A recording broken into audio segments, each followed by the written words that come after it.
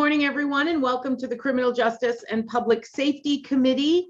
We're going to start off with introductions from our members. I'm Representative Charlotte Warren. I represent Hollowell, Manchester, and West Gardner. And I am going to start with Representative Pickett.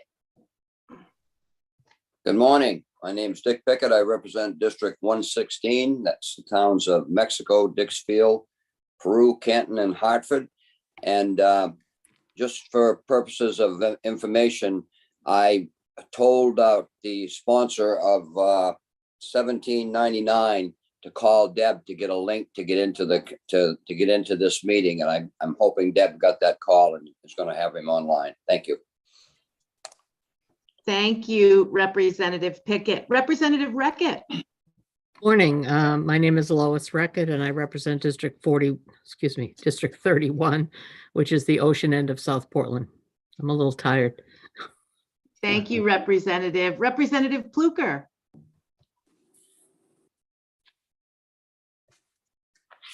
I am here. Hi, I'm Bill Pluker. I represent House District 95, Warren, Hope, Appleton, and part of Union. Thank you, Representative. Senator Searway. Good morning. I'm Senator Scott Searway and represent District 16, which covers Waterville, Winslow, Fairfield, Benton, Albion, Clinton, and Unity Township. Thank you, Senator. Representative Rudnicki. Thank you, Madam Chair.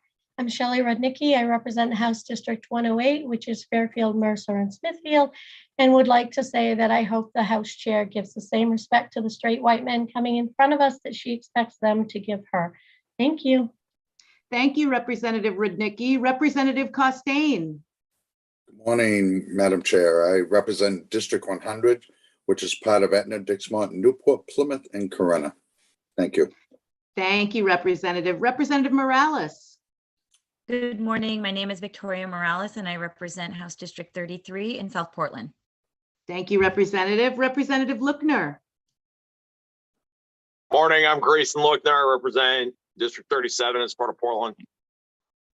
Thank you. Great. So that is the team of legislators. Now let me introduce our committee clerk, Deb Fay.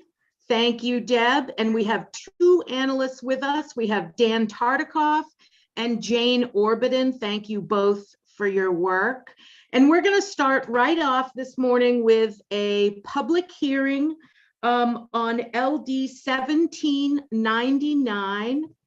And that is an act to require law enforcement agencies to retain serial numbers of stolen firearms. And I know we have the sponsor with us.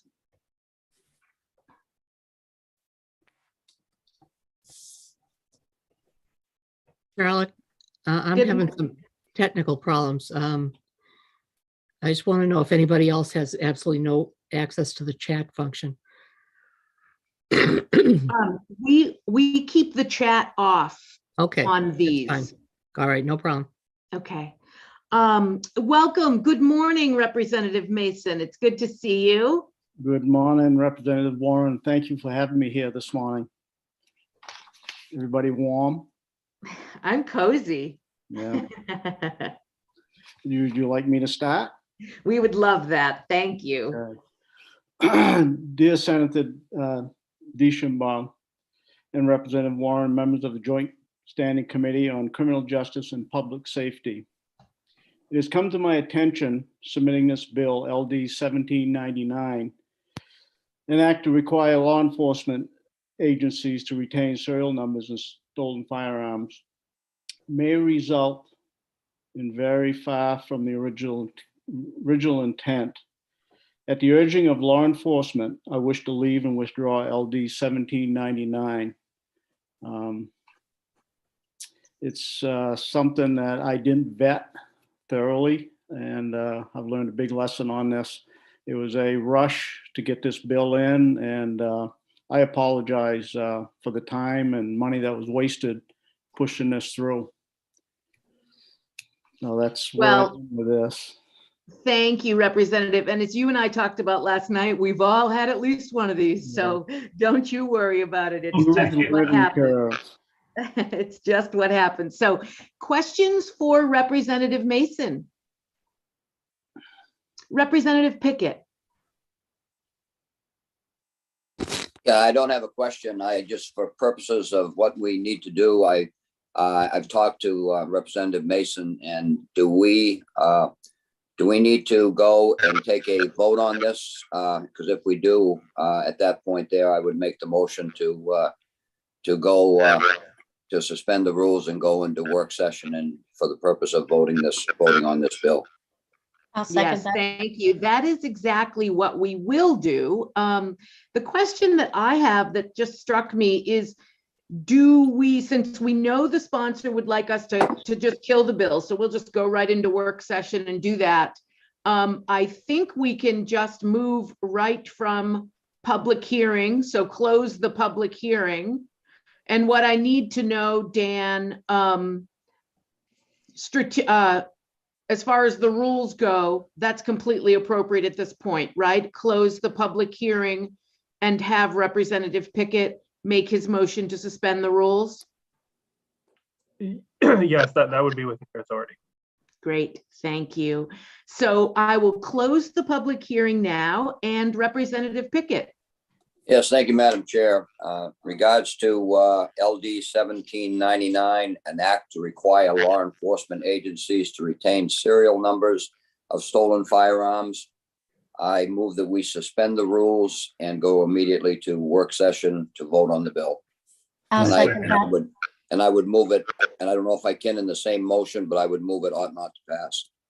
Let's do one at a time. Thank you. So I have a motion by Representative Pickett, seconded by Representative Rudnicki, to suspend the rules and go into work session. Deb, would you call the roll? Certainly. Got it. Representative Warren, Yes.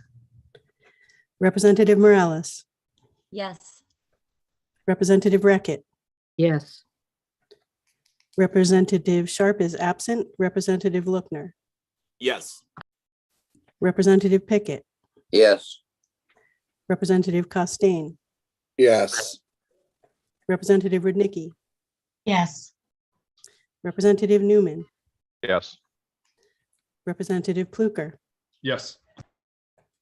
Senator Lawrence is absent. Senator Searway, Yes. Senator DeChambeau is absent. So that is 10 yes votes. So the motion passes unanimously. Thank you, Deb. Representative Pickett, would you like to make a motion? yes, I would make a motion on LD 1799, an act to require law enforcement agencies to retain serial numbers of stolen firearms ought not to pass. Second. I have a motion by Representative Pickett and a second by Senator Searway. Any discussion on the motion? Representative Morales? Yes, thank you, Madam Chair. And I want to thank the sponsor for this bill. It's a very simple bill. And as someone who does believe that we do have a firearm problem in this country, and that one way to protect our residents from being subject to violence due to the firearms that we have in our country and in our state, that this made a lot of sense to me, just reading the two sentences of this bill. And I just want to read them. The bill simply requires that a law enforcement agency that receives a report of a stolen firearm shall make a record of the serial number of the stolen firearm if the owner of the firearm provides the serial number to the law enforcement agency. And the law enforcement agency shall maintain a record made under this section until the firearm is recovered or destroyed. So I think this makes a lot of sense. I am very disappointed that law enforcement opposed this because I think it's a reasonable Point of step. order, Madam Chair. Yes, Representative. What's your point of order? Point of order is we're not having a public hearing on the bill. So Representative, we're having a work session, and Representative Morales is within her rights of the rules to discuss this bill. So if we want to start talking about censorship, we got a couple people ahead of Representative Morales. No So one's talking Representative about Morales, censorship. Representative No. Morales has a right to speak right Yeah, now. okay. We are in a work session. Representative Morales, you may continue. Thank you, Madam Chair. And I respect that we have philosophical differences about this issue, but I would have liked to have had a hearing on this bill. And I think it was a very reasonable bill to be brought forward in light of the fact that we don't have many regulations in this area of law. So I thank the sponsor. I will not support a motion of ought not to pass of this bill. Thank you very much. Representative Costain. Thank you, Madam Chair. Just to clarify a little bit, if an officer responds to a firearm, a stolen firearm, we come back and we put that in NCIC, which is a list of all firearms in the state that have been stolen and have a serial number. So we're really doing that under the NCIC system at this point. So I can see that this bill really would be a duplication of what we're already doing.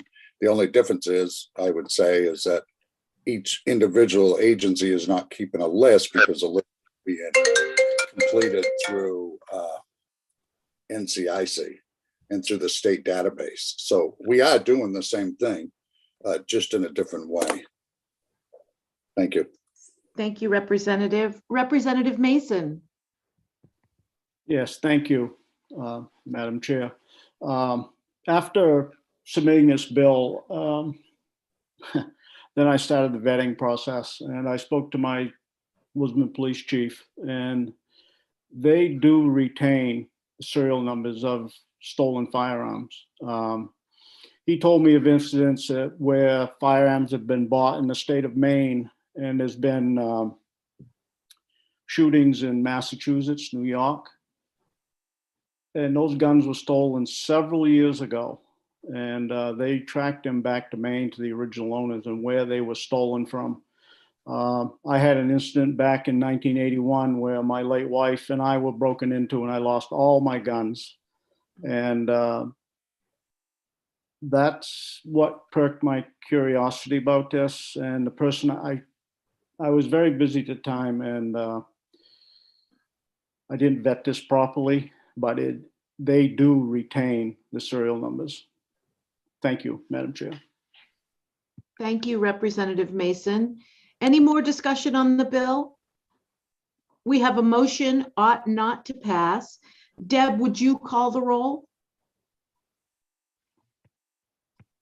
Representative Warren. Yes. Representative Warren votes yes. Representative Morales. No. Representative Morales votes no. Representative Reckitt.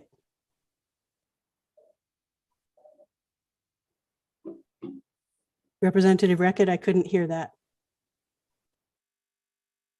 That should give me a couple of minutes, so I pass at the moment. Representative Sharp is absent. Representative Lookner. No. Representative Lookner votes no. Representative Pickett. You're on mute. Sorry about that. Yes. Representative Pickett votes yes. Representative Costain. Yes. Representative Costain votes yes. Representative Rudnicki. Yes. Representative Rudnicki votes yes. Representative Newman. Yes. Representative Newman votes yes. Representative Pluker. Yes. Representative Pluker votes yes. Senator Lawrence is absent. Senator Searway. Yes. Senator Searway votes yes. Senator DeChambeau is in another meeting. That's 2 no votes, 7 yes votes. That's right. Wait, Ms. 7 Fahey. yes. Was Ms. Fahey. Representative Sharp named? Oh, I have to circle back to Representative Reckitt. Thank you. I vote yes. Okay, that's 8 yes and 2 no. And yes, I did Thank- call Representative Sharp. I believe he's absent. All right.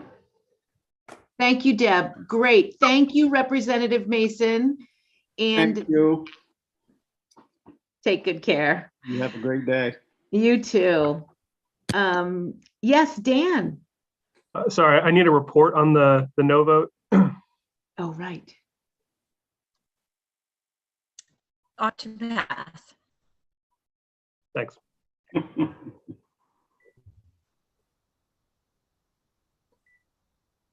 Okay, so that takes care of the business of the 10 o'clock hour. And so let's just take a break and come back for the 11 o'clock briefing with the commissioner. Before we do that, Madam Chair, Yes, could we just talk a little bit about the email we got regarding it's from Heather Feemster, the Executive Assistant, Maine Judicial Branch, about the date. What is the actual, is the two dates that you folks are thinking of right now? Is it the 10th of February and the 17th? Are those the two dates you're considering, or what are they right now? are those the ones that are on a Tuesday, Thursday afternoon, like a 3:30? Both of them, one of them, they're both 3:30 and they're on a Thursday afternoon, but the only reason I say that is that the 10th would work out better for my caucus, because we have some, if we're going to go with those two dates, the 10th would go better for our caucus because we have some conflicts with the other date. Okay, I'm happy to do the 10th. Senator Searway? That's what I was going to mention about the judicial meeting. What were you going to mention? That you About could the do the date. 10th? Yeah, February 10th. Yeah. Okay. Okay. It was an invitation to the chairs and leads to meet with the new Chief Justice. But if everybody wants to join that, everyone's welcome, but that's what it, that's. I had misunderstood that, Madam Chair. I thought it was. That's fine. I thought it was for the whole committee, but if it is available, it might be good to have Sure. people there. It's up to whatever we want to decide. But I didn't know. I thought that originally it had been put out to everybody. I didn't realize it was just to the leads. Yeah, no, she just is, she's a brand new, as you all know, Chief Justice, and she's been reaching out to chairs and leads just to introduce herself, but just because it's so tough to, we would have scheduled it in a committee meeting. Let anybody who wants to join, please join. Let's make sure that date on the 10th works with the senator, and then we'll let everybody know. Yeah.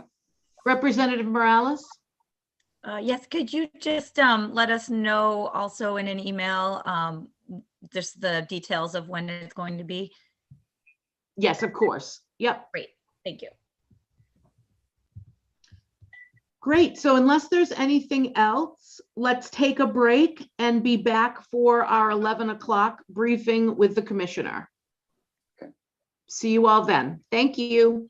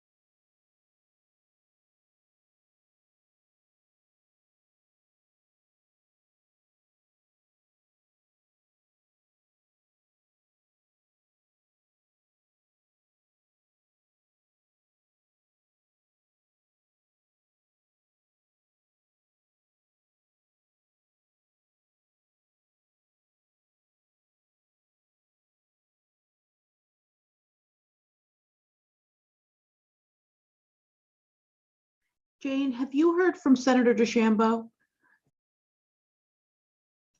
I know she's in GOC. I didn't know if she was going to join us for this. Okay, well, we can get started. I just didn't know if she wanted us to wait a couple minutes, but.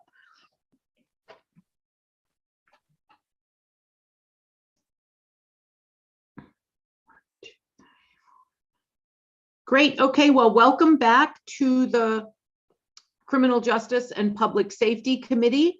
And this afternoon, we are going to hear a briefing from, I guess it's still morning. This morning, we are going to hear a briefing from Commissioner Randall Liberty of the Department of Corrections on the CCLP report of November.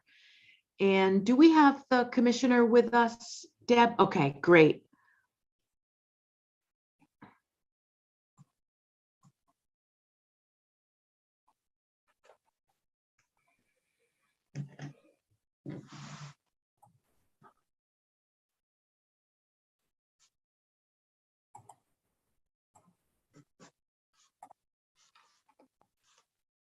The beauty of being home and able to have a good cup of coffee. Nice, especially on a cold day, huh?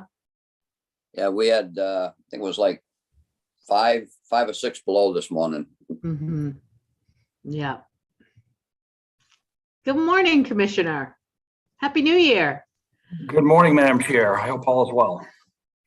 Beautiful. Very well. Thank you. Well, thank you for joining us. And you are here to present to us the report from the Children's Center for Law and Policy from November. Yes, I am. Yep. Great. And if you wanted other members of your team, obviously, to join us, just feel free to let Deb know that, okay? Sure. Deb, could you bring in Anna Black, please? And Christine Thibault initially, I think.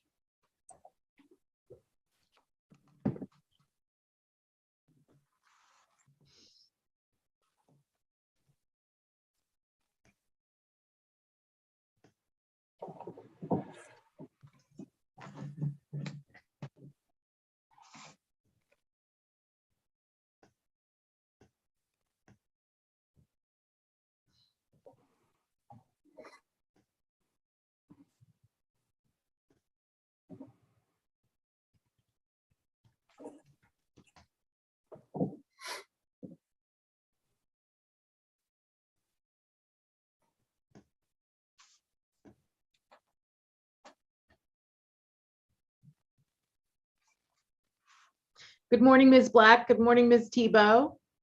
Welcome. We're ready when you are, Commissioner Liberty. Good morning. Good morning, Senator DeChambeau, Representative Warren, and other distinguished members of the Criminal Justice and Public Safety Committee. I'm Randall Liberty, the Commissioner of the Maine Department of Corrections. It's a pleasure to be with you here today, providing you a briefing on the Division of Juvenile Services. Since we last talked, the progress that we've made regarding Long Creek and the broader perspective. Here on the Zoom with me is Anna Black, our Director of Governmental Affairs. Also, we have a new team member, Christine Thibault, and many of you will remember her from much work in the juvenile services field over the last 26 years. She's been hired as the Associate Commissioner. We're very glad to have her on board. Many of you have seen her in the State House over the years advocating. She was a prosecutor for the Cumberland County District Attorney's Office, focusing on juvenile cases, and has been very committed to that work for many decades. Her numerous juvenile justice-related task force include 20 years on the Maine Juvenile Justice Advisory Group, which I served with her for a bunch of years. The Coalition of Juvenile Justice, which is a national coalition of state advisory groups. Also served on the Maine Juvenile Justice Task Force, the Juvenile Justice Implementation Committee, and the Juvenile Detention Alternative Committee, and the State Council for Interstate Compact for Juveniles. And alongside many of you in the Maine Juvenile Justice Systems Assessment and Reinvestment Task Force. She's been very busy and committed to youth during her career. She's been a champion involved with the juvenile justice system She has prioritized equity and rehabilitation. She's sharp and compassionate and motivated to usher in more reforms with the Division of Juvenile Services. Christine, would you like to say a few words for the committee? Thank you, Commissioner, and good morning, Representative Warren, members of the Criminal Justice and Public Safety Committee.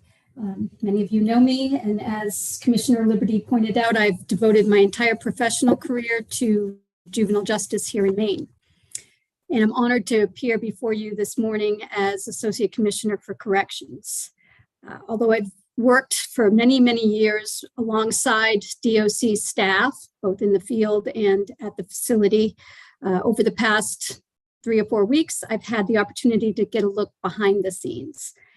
And there's a lot going on at the Department of Corrections right now. In my 25 years in juvenile justice here in Maine, I've seen a lot of changes. I've seen some of them for the better. I've seen some disappointments. But the one thing that I've always seen is commitment at a very high level from DOC staff to the welfare of the youth they serve and the well-being of the families here in Maine. I'm excited to be a part of the Department of Corrections right now. Their commitment to improving their own internal practices and to building out community resources to get a full continuum of care is remarkable. And we all want Maine youth to thrive, right? We all have the same ultimate goal here. And I am committed to working with other state agencies and with private organizations so that every youth in Maine, regardless of where they come from and where they're going, has an opportunity to thrive. And I appreciate this committee's support for the Department of Corrections and our mission to make healthier kids and safer communities. So thank you for having me this morning. Thank you, Christine. It was a pleasure having many of you come down to Long Creek to get a firsthand look at what we're doing and what sort of transformation we've made with the efforts of our staff. We've also had, in addition to legislators, we've had many other tours that we've presented to community stakeholders, to include the Goodwill Hinckley Board. Want to come in and see what we're doing with youth. Obviously, they've been committed to assisting youth in their transition to adulthood for more than 100 years. We've also toured the New Mainers Alliance and other cultural groups, and we absolutely enjoy these opportunities to tour individuals through. So what I'd like to do now is talk a little bit about Long Creek and a snapshot of where we are now and the journey we've traveled over the last, this fall. As of yesterday, we have 20 juveniles that are committed at Long Creek, 20. 19 of those are males, 1 is female. 9 of these youth currently assessed at high risk and the others are moderate. We have 7 detained. We have 7 that are detained, 5 are males, 2 are females. 6 of these are assessed as moderate risk, and 1 of these individuals that's detained is high risk. 8 individuals are on community reintegration. Those 7 males, 1 female. Those are individuals that have, we do a transition that allows them to transition slowly into the community. And 8 of those individuals are out in the community now, being supported by us and whatever need they may have, working through the regional care teams, the JCCOs, and whatever other community wraparound services they need, but they are actually in the community now, 8 of those. We have 64 youth that are on probation. 64 youth are on probation, and 55 of those are males, 9 are females. 55 males, 9 females on probation, and we have 155 that are informal adjustment. 155 on informal adjustment in the communities, working through whatever particular criminal justice involvement they had, and us providing wraparound services to assist them on their journey. Committed youth are adjudicated with offenses included manslaughter, gross sexual assault, aggravated assault, burglary, and reckless conduct with a firearm. Those are the sort of a summary of some of the charges that youth that are in our care that are committed have committed in the community. Detained youth charges include assault, criminal threatening with a weapon, and robbery. I'm pleased to say that there's been a 50% reduction in overall juveniles in the facility between January 1st of 2020 and December 31st of 2021. So there's been a 50% reduction during that time frame, which is the aim of all of us, to allow them to remain in the community and receive the services that they can. We have an active board of visitors, which meet regularly, both inside the facility and virtually. The board is chaired by Dan Bellier. He's the Chief Workforce Development Officer for the Maine Community College System, doing a fantastic job leading that effort. Other members of the Board of Visitors include Shelby Briggs, who's a licensed alcohol and drug counselor in a private practice with 20 years experience working in Maine with justice-involved youth. Dr. Ng, who serves as medical director at the community services with Northern Light Acadia Hospital, and Kifa Abdullah, who is a well-loved poet based in Portland, artist, teacher, and performer. They all serve on the Board of Visitors and provide us that oversight.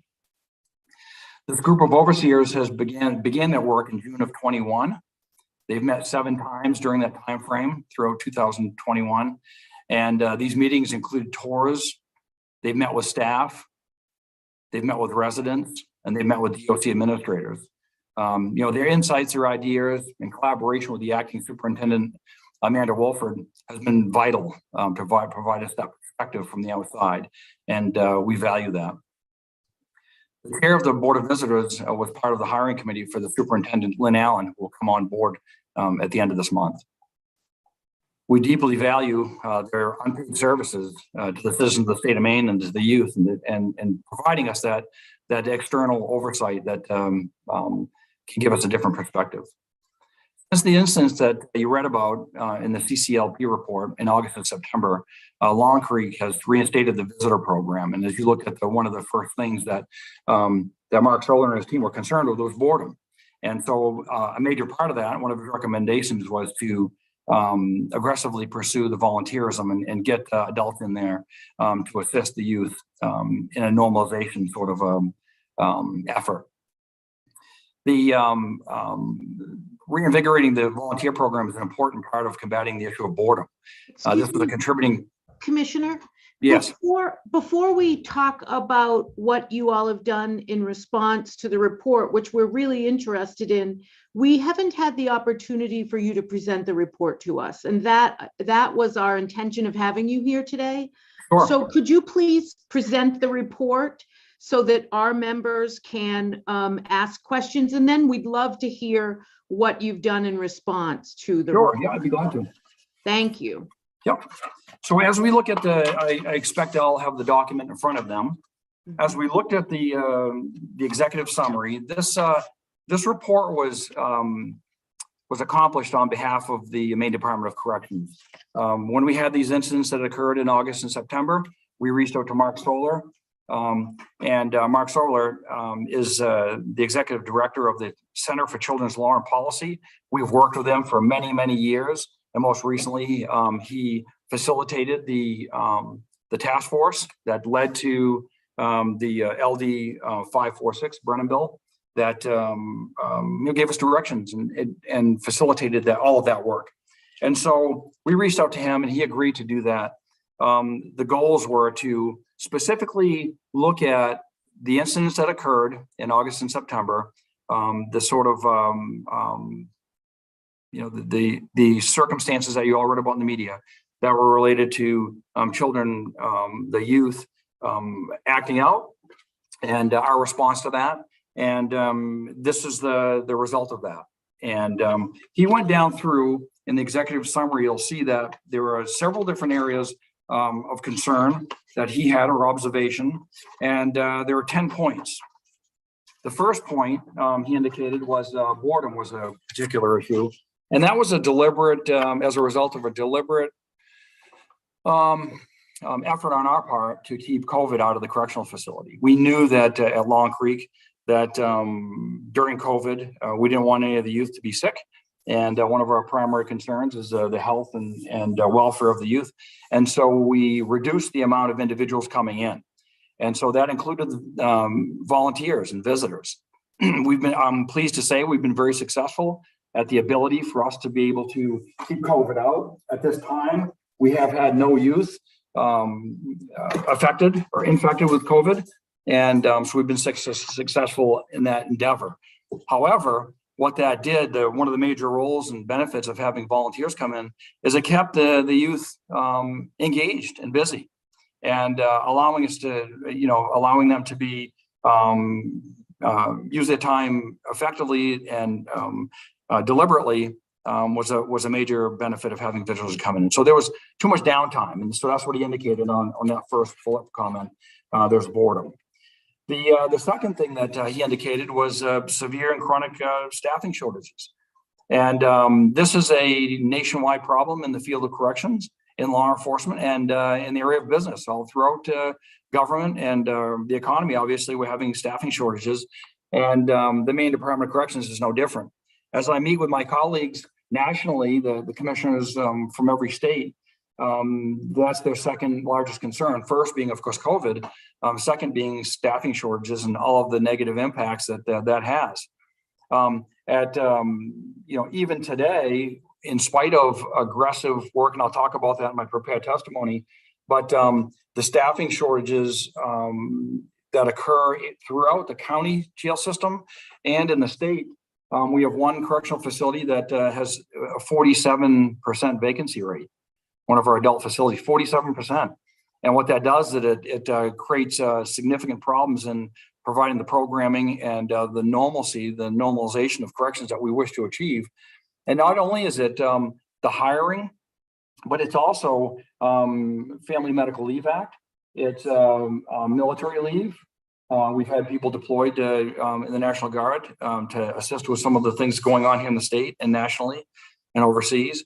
It also includes workman's comp and disciplinary actions. People are out. So it's all of those things that kind of weigh into those shortages. Right now, as we speak, Long Creek is at about 43% vacancies, as with all of those sort of challenges. The third thing that they talked about was that the youth behavior contributed to the problems. And as you'll see further in the report, it indicates that the youth acknowledge that their behavior contributed to it. And when Mark Soler and his team went in, they agreed that their misbehavior contributed to it. But they indicated they were bored, and there was one method for them to possibly get what they wanted. And the fourth area of concern or observation from CCLP was staff behavior, which attributed to. They indicated group punishment, which as I looked through the report, I couldn't find any specifics. That was one of the details, maybe it was vague in that area, the group punishment. So I'm not quite sure, but as we know, group punishment would be one person acts out and the entire group is locked in possibly, that sort of thing. And so that's something that he addressed. Physical plant issues required replacement of some door locks and sprinklers and furniture. When these incidents occurred, a common behavior of people that are in these facilities, they'll knock a sprinkler off and cause flooding in the facility. And that was true in August and September. There were some locking mechanisms that were dated and were not functioning correctly. So when youth was secured in his room, they were able to get out, and that created problems. Some of the furniture were used as weapons, and they were used to damage some of the property. And those need to be and have been bolted down to the floor, and not allowing them to use them, break a leg off, and use them to damage things. That was his fifth observation regarding physical plant. The sixth area was a behavioral management level system. And we have the level system that occurs in each of our correctional facilities. And it's a behavior sort of management system where individuals that are well-behaved are rewarded with additional privileges as they climb through the level system. And by the time they reach level 4, they have full-on privileges and have all of the resources that are available to them, to include television and more phone calls and more out-of-room time and all of that. And so that's a system that we use. We've done some modifications to that, and I'll tell you about that in my prepared testimony if that's okay. The MDOC on number 7 in the summary talks about the MDOC should clarify policy and response for disruptive behavior. We have done an awful lot of training and policy review, and I'll speak to that more about our reaction to that. You know, the indecisiveness or the maybe lack of knowledge about what the responses to disruptive behavior should be by leadership on scene and by the individual officers. Mental health clinicians should be, for number 8, should be directly involved in conflict situations from the beginning. And they wanted to see a clinician there when something occurs. We had some staffing shortages as it relates to the mental health resources at the time, and we'll talk about how we've addressed that issue. There are some things that are on number 9 in the executive summary that talk about the external factors which contribute to the inadequate mental health services in the community, and how that contributes. Where if their view is if there are more resources in the community, as we've talked in LD 546, to address those issues prior to an incident or prior to incarceration or as an alternative to incarceration, or to quicken the transition from incarceration back into the community, that would be helpful. And there were some recommendations about a secure residential or psychiatric facility for youth, and he talks about that. On number 10, Solar team talks about the process for critical incident review. It should be expanded to include the underlying issues, not what happened in the last 24 hours, but more broadly, 72 hours. What were the underlying issues? What was the climate in the unit? Was there conflict? Were there conflicts between 2 of the youth that could have been predicted and prevented? And that being a nice tool for us to be able to prevent and foresee troubles before they happen. And so that was as part of that review, not just the physical altercation or the damage or whatever happened, but also looking at broader view at what led to the particular incident. And those were the 10 major sort of issues surrounding his findings. And as also you'll find in his summary, much of the work when he arrived had already been taking place. Much of the training had already been adjusted. We had already addressed many of the issues. And so he was just taking a snapshot from what occurred in the incidents in August and September.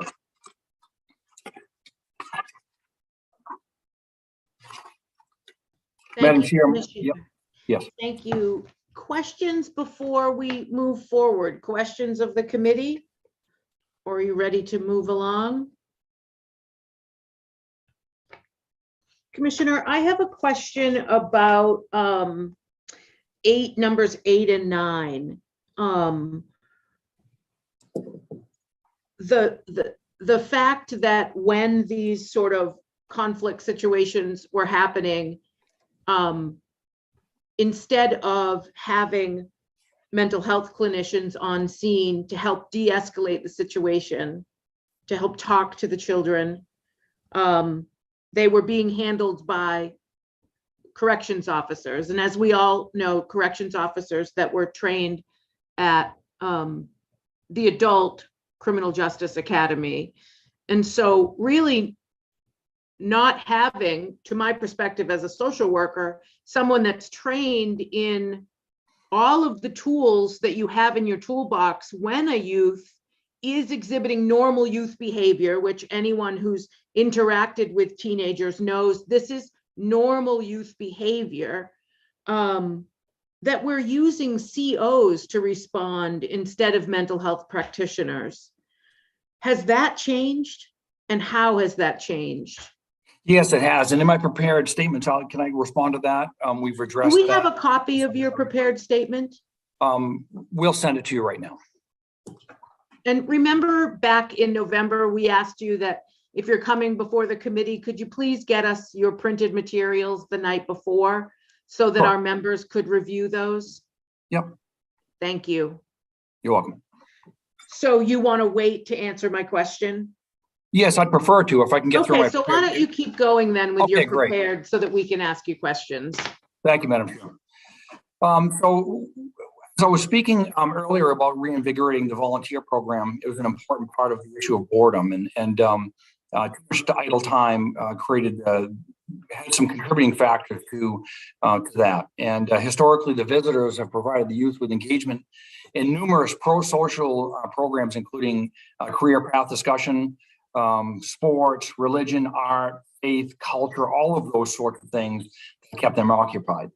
One program of note that volunteers help support is the Restorative Justice Program, and the volunteer program is supported by a recently added full-time Restorative Justice Coordinator who's embedded in the facility. And so that Restorative Justice Coordinator position is there full-time, and has been very helpful in mitigating and being able to heal harm and work through problems in a non-confrontational sort of way amongst the residents. And that, again, that's a new full-time position we've done there. The facility is invested in the principles and practices of restorative justice, allowing these principles to permeate language and day-to-day operations to the extent possible. It's not always it's not unusual to see restorative justice circles occurring throughout the facility as you visit to manage issues that arise among the residents and even between residents and staff. So it's a resident on resident, it's a staff on resident, resolving issues in a non-confrontational way. And as you know, that's the gold standard, using restorative practices to do that. And I think is a great way to prevent further escalation of any of these incidents. We've had good effect with that. In addition, we've launched new initiatives to engage the youth at more points throughout the day outside of their therapeutic and academic needs. There's a young gentleman's group that's run by the Maine Department of Corrections Credible Manager and Disproportionate Minority Contact Coordinator, Anwar Whiting, in collaboration with other DOC staff, including Rory King, who's the Maine Department of Corrections Diversity, Equity, and Inclusion Manager. Anwar engages high-risk youth to tackle issues like respect, ego, self-awareness, prejudice, racism, and bullying. They meet regularly throughout the month. The boys discuss these issues through role playing. They share and express feelings. They talk through situations and they engage in mentorship with Anwar, Roy, and others. That's been a very successful program with connectivity and relationship building among staff with the youth.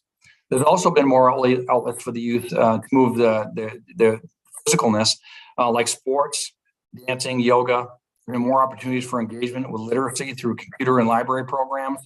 And there have been more moments of opportunity for fun and normalization, sort of with dinners, movie nights, and those sort of events, which have led to a nice normalization of Long Creek. When appropriate, youth can go off grounds. They go off grounds with the staff. They do that to practice life skills. They go to restaurants, they walk around the mall, they go to work, they visit with their families. And again, part of that normalization. In October, the school inside Long Creek, which is called the AR Gould School, brought in Principal Katie Curry. She's done a tremendous job in evaluating the educational services for the students. Prior to coming in as principal, she worked at Long Creek as the coordinator for students transitioning into and out of commitment and detainment between DOC and the Department of Education. This depth of knowledge has certainly been very beneficial and has really ensured the educational services that the youth in our care receive is individual and individualized and thorough. A number of programs run through the education department play really a vital role in the normalization of Long Creek. While engaging youth with new interests and new opportunities, she's done some of this work, and I'll list some of this off. Some of her new initiatives include a partnership with the Portland Public Library, whereby a small group of educators run a weekly poetry program at Long Creek. This engaging workshop introduces Long Creek residents to poetry and allows for social development and interaction with the community. The students are doing large-scale art projects aimed at making Long Creek more inviting and warmer, again, normalizing the environment. A student council has been created for residents in each unit to serve as the faculty mentor, working with the student council members on issues most important to the students. Currently, a discussion is underway about nutrition and culinary arts. We've also formed a partnership with Thomas College Center for Innovation, where a group of 4 Thomas College students are designing a project which will provide programming and enhanced programming as requested by the youth. And another theme that came up with the CCLP report that we've improved upon is related to training for staff. Vacancies have been a chronic problem, and we've been working on that, as I'd mentioned. To address this issue, the department has increased our effort on recruiting and retention, hiring a recruiting and retention coordinator who's been hyper-focused on with facility staff on increasing applications. One of the things we've done to increase our staffing, and Representative Pluker will be pleased to hear this, is because he's been passionate about finding new sources of revenue for our employees. We've been able to increase, as he's aware and others are aware, $1 stipend for recruiting and retention. And then most recently, we've been working with the unions and the governor's office to provide a $9 an hour overtime an hour stipend to incentivize people to volunteer for overtime shifts. And it's gone really well, not having to force individuals to work. And so that, again, that's $9 an hour to volunteer for an overtime shift. And we've had some good impacts with that over the last couple of weeks. That's a 6-month pilot. We'll see how effective that will be in the end. Long Creek, more specifically, there have been 15 new hires since September and a handful of promotions. There's a full-time director of behavioral health. We were in transition in August and September, so that's been filled. We have 2 new contracted behavioral health clinicians, a full-time substance use disorder treatment provider, and a social worker on site where for residents who have regular need and they have access to. In addition to Christine and Katie Carey, another notable recent hire to the Long Creek team is Superintendent Lynn Allen. He brings 14 years of experience working with justice-involved youth through the Massachusetts Division of Youth Services. And we're very fortunate to have her, very knowledgeable, and I think she'll be a nice addition to the team to lead Long Creek in the future. You know, she'll be joining a hardworking team of compassionate youth professionals, and she'll work side by side, attending numerous trainings with her fellow staff members, which include mental health first aid, de-escalation techniques, training on policies surrounding use of force. And these are all that we've done and are doing for refresher and enhanced training, report writing, policy update and refreshers, understanding trauma and having a trauma-informed approach with the youth, and LGBTQ training with Outright Maine. And staff are being certified or certified in verbal and physical escalation training through Crisis Consulting Group, CCG, that's referred to in the CCLP report. What we've been engaging since September. We've revamped these trainings. It's a higher engagement, and job satisfaction among staff has been improved as a result of the work we've been doing. We hear that the staff has more confidence in their job. They have better understanding the expectation and facility practices and the fidelity to the models. Since September, there have been zero uses of OC. So no OC spray has been used since September since we've spoken. And we have not relied on any assistance from the Special Operations Group as was done in August. Under the leadership of Acting Superintendent Amanda Wolford, Regional Correctional Administrator John Coyne, Director of Security Aaron Bellew, Acting Director of Operations Scott DeWitt, and Facility Operations Supervisor we've seen staff at Long Creek shine and thrive since we've implemented a bunch of these measures, supporting and improved retention numbers. Another important thing that we've done to change that will have significant impact, as you mentioned, Madam Chair, was the curriculum at the Maine Criminal Justice Academy. Back in September, back in July, I'm on the board of trustees at the Maine Criminal Justice Academy, and I saw it and received approval from the Board of Trustees to develop curriculum, which is specific to trauma-informed practices and sees the delivery of this training through a youth lens. Critically important. And I know, Madam Chair, this has been important to you. And I believe we have 60 separate blocks of instruction that are youth specific to deal specifically with the challenges of our youth. We are about 95% done that curriculum development, and I will be sending a draft to the director of the Maine Criminal Justice Academy, Rick Desjardins, and to Alan Gregory, the gentleman that oversees training for corrections at the academy. And then I'll be presenting this in the March class or the March meeting for adoption. And I'm confident that we'll have adoption of that, and we'll begin the juvenile curriculum immediately following that that adoption. In addition to that, as we remain engaged in the old curriculum, we provide our training at Long Creek for our staff at Long Creek only, not at the Maine Criminal Justice Academy, not with adult corrections officers, but specifically only with the juvenile workers that will be at Long Creek with instructors from Long Creek. So everything is delivered through a juvenile justice lens. That's where we are today with that. This curriculum will be the first for Maine. It's designed by those working in the field, and for those who will be working in the field. It's a 6-week academy. Again, nearly 60 modules. Each module is multiple hours long, and they include juvenile trauma, suicide prevention, developmental disabilities, and of course, the Academy for the new hires also covers crisis intervention and de-escalation techniques, and they're all taught by staff that work at Long Creek and work in juvenile services. This again was a recommendation by Mark Fuller and CCLP, and we have done that.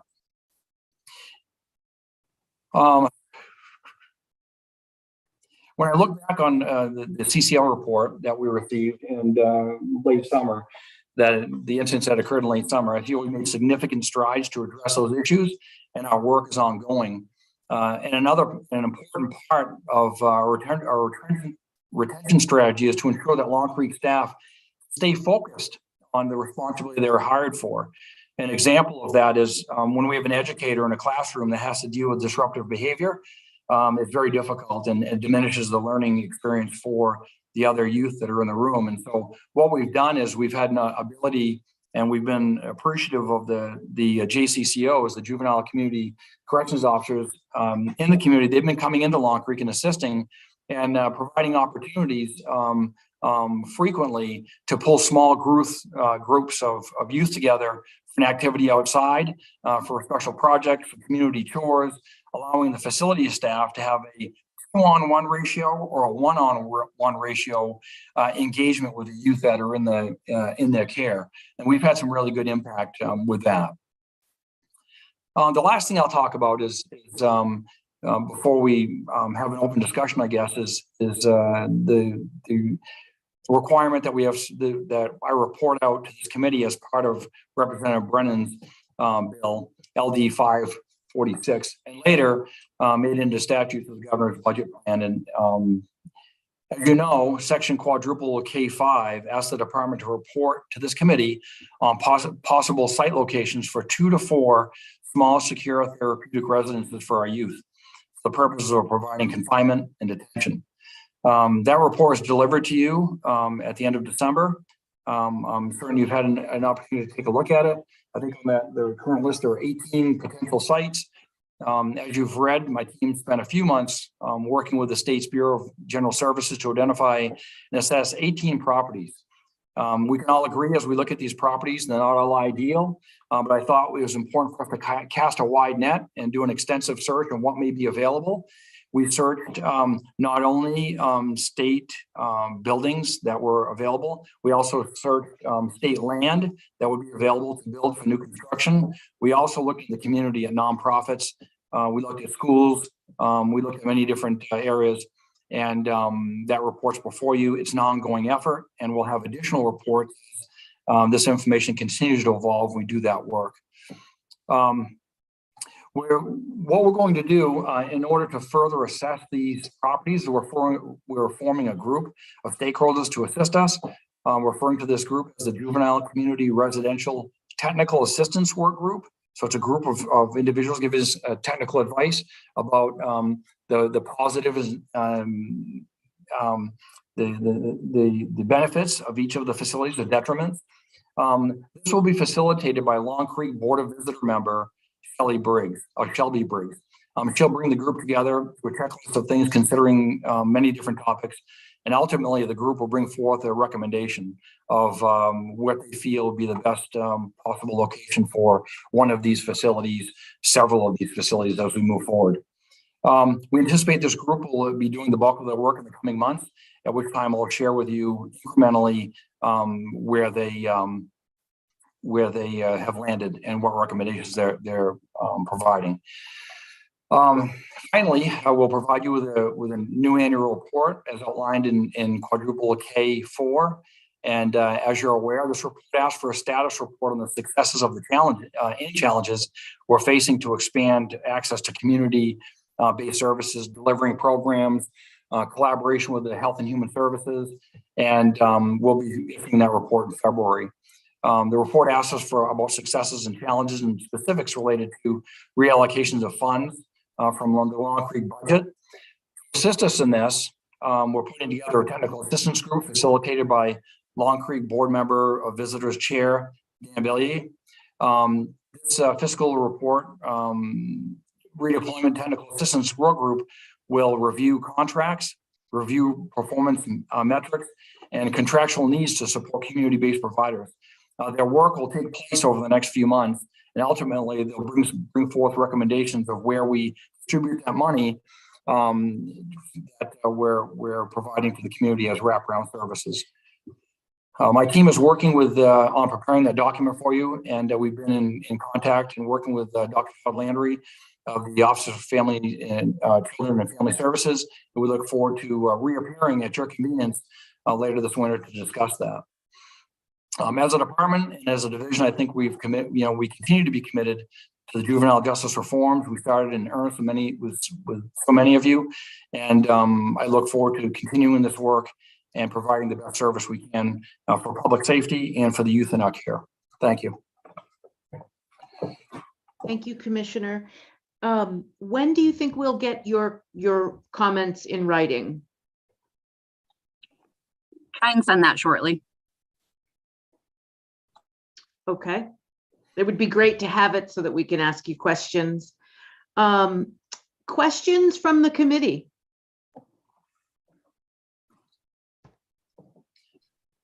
Senator Searway.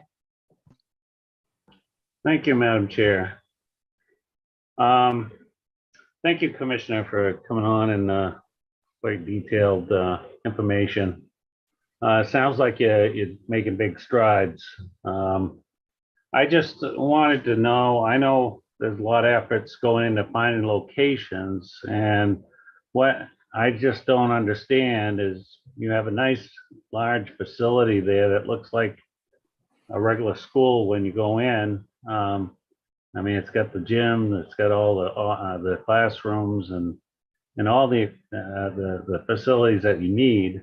I just was wondering, what would the changes for the facility need before you go and look at changing it to another place, and then you have to meet those same criterias. And when you own the facility for free, I mean, you basically own it. There's no cost to it. And what extra cost would it take to just get it up to speed to whatever you move to, you know? So I just don't understand why we got to move from one place to another when we've got the place, and all we just got to do is approve it. Thank you, Senator.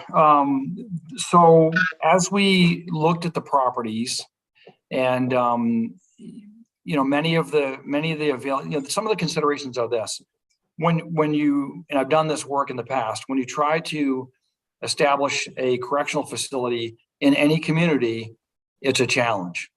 Yeah, community members are concerned about changing maybe the nature of the environment. Many of the public safety resources are concerned because will this mean additional work for them? Will it make the neighborhood unsafe? Will it change the character of the neighborhood? You know, those are some considerations. That's why we looked at a lot of places that are either state-owned and may not have community or neighborhood concerns.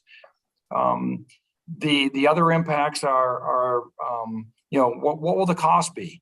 Each of these individual buildings that we're looking at will come with some cost, some less than others, but certainly you raised the point of Long Creek is certainly paid for. There's no mortgage or bond on it.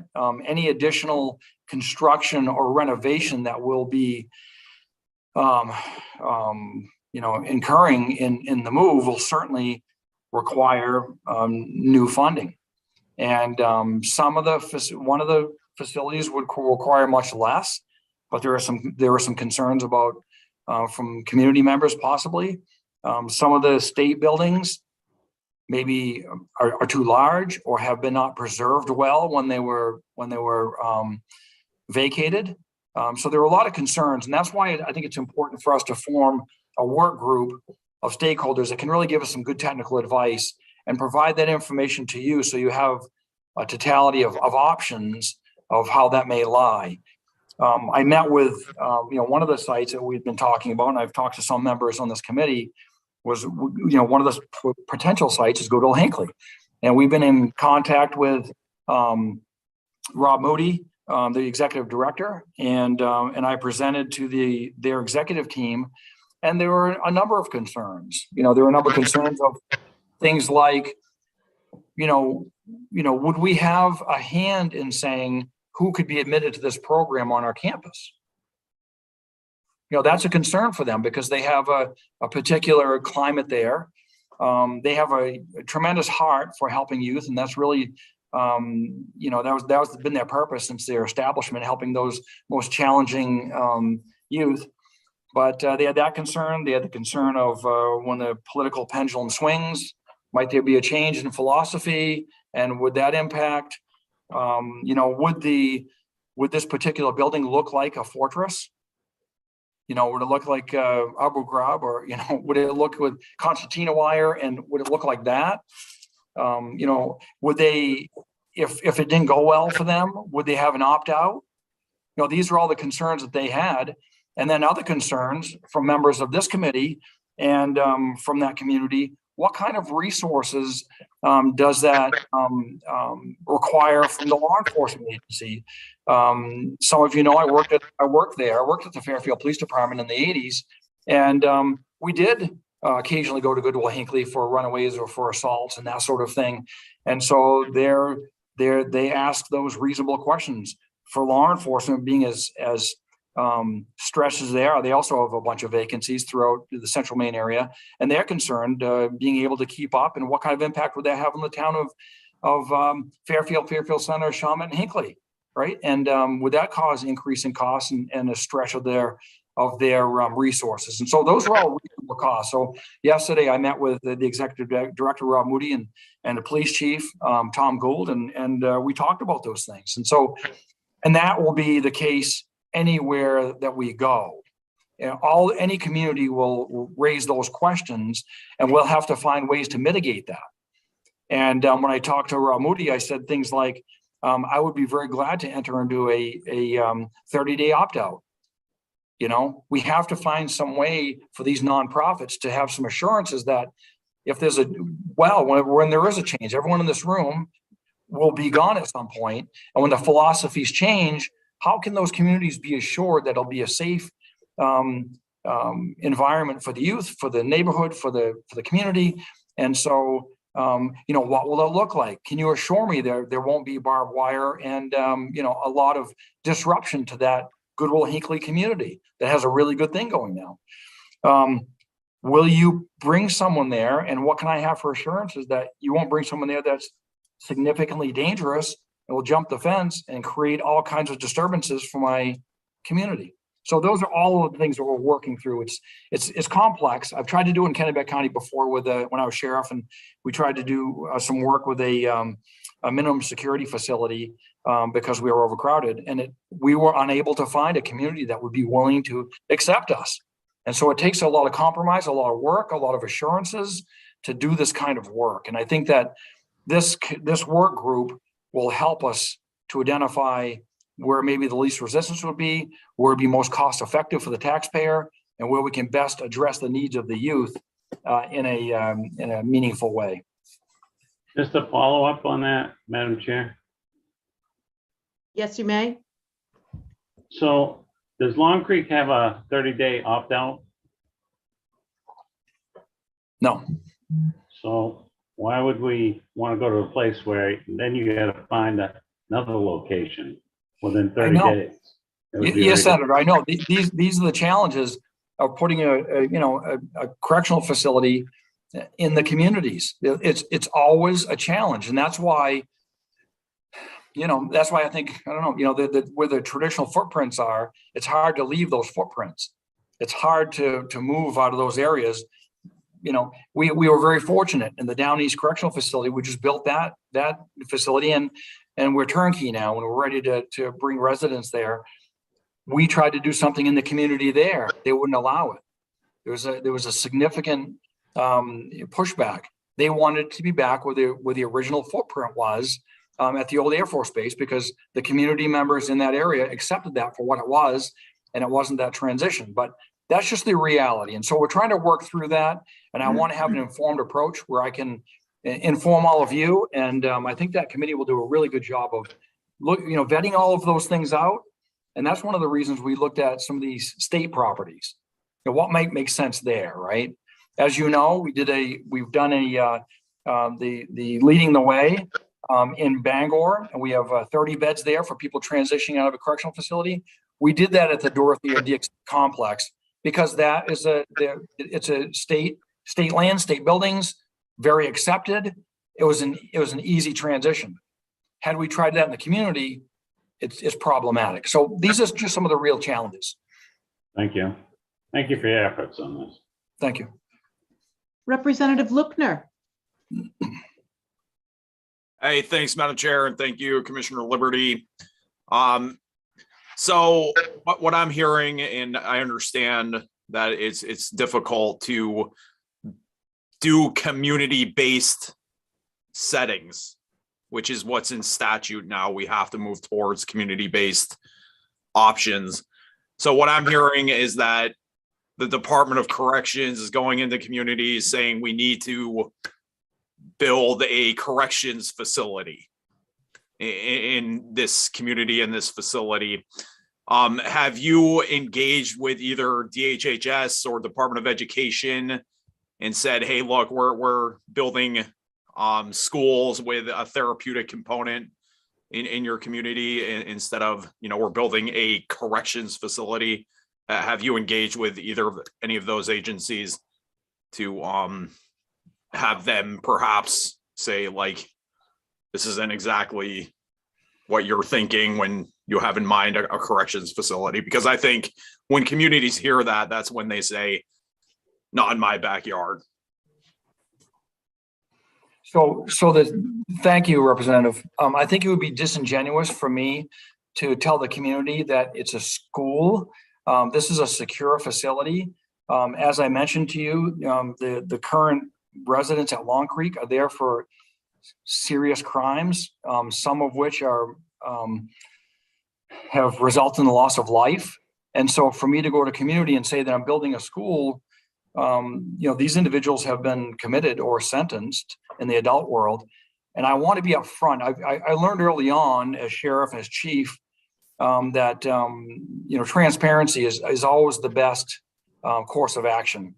And I wouldn't want to mislead anyone, the law enforcement agency in the area that's responsible for public safety, the neighbors in the area, or any of the local elected officials in misleading them. Thank you. So, I guess I asked that question is because I've heard Long Creek referred to as a school on a number of occasions. And from what I'm hearing is that it's not exactly a school, and that you want to be transparent that it's, you know, more of a corrections facility, right? Correct. There is a school within Long Creek. Long Creek is a youth correctional facility. And so we do have a school embedded there, but it's a part of a correctional facility. Gotcha. There's one other question I wanted to ask, if I may, Madam Chair. Yeah, thank you. So you were talking about, so in the CCLP report, it also talks about that prone restraint shouldn't be used and that OC spray shouldn't be used, and that electroshock devices should never be used on youth. Can you talk about DOC's protocol around that, why that protocol was breached, and how you're ensuring that those devices will never be employed again on youth? Sure. So my policy is if I need to use OC for safety of staff and residents, I will. Not desired. I do not want to, but the circumstances that some of you saw on video were dangerous in my mind. There were youth that were in the units that had weapons. And as I'm there and I'm asking my officers to go in there and to secure them, I have to give them the tools to be successful and to be safe. And so any law enforcement officer, any corrections officer do not want to use force. We have no interest in using force, but there are times when we must use force, and that may include OC if the situation has escalated to a point where officer safety and the safety of other residents is in play. And so what we've done is we've done extensive training, refresher training on the use of force, de-escalation techniques. We always want to use the minimum amount of force necessary. And that begins very early on with the relationship building good rapport and relationships with the people in our care. That's true with youth, and that's true of the adults that we serve. And so as you build those relationships, you're much less likely to have incidents of use of force. But when we have to use force, we will use force. As it relates to prone positioning, the only time that we use prone positioning is in transition. So if there was a use of force and it ends up being on the individual ends up being on the ground, it's a transitional position where they're secured, brought back up on there in a seated position or in a standing position so that there's no potential for injury. Thank you. And I guess, so would you consider 27 minutes in prone restraint to be transitional? No, I would not. Okay. So just to be clear, that was one of the time frames that was cited. I'm aware of that, and I would not say that was transitional. Okay. I don't have any questions. No, thanks. Representative Morales. Thank you, Madam Chair. Hello, Commissioner. I want to talk about staffing, and I've been taking a look at the CCLP report from 2017 and comparing it with the CCLP report from 2021. And I noticed that in the 2017 report, the finding was that staffing shortage hinders the ability to keep youth in a safe and humane manner, and they are jeopardizing the safety of staff as well, quote unquote, which results in inexperienced staff, resulting in overuse of confinement, inappropriate use of force, and criminally charging youth with mental health problems. And then moving to number 2 of the findings of the 2021 report, which states, hold on, I'm pulling it up here, severe and chronic staff shortages have been toxic to the operations at Long Creek. At last report, there were 5 teacher vacancies, 19 vacancies in juvenile program worker unit staff positions, a vacancy in the deputy superintendent position, and vacancies in administrative positions. Staff shortages have undermined all areas of operation at the facility. So obviously this has been a problem for quite some time, way before the pandemic.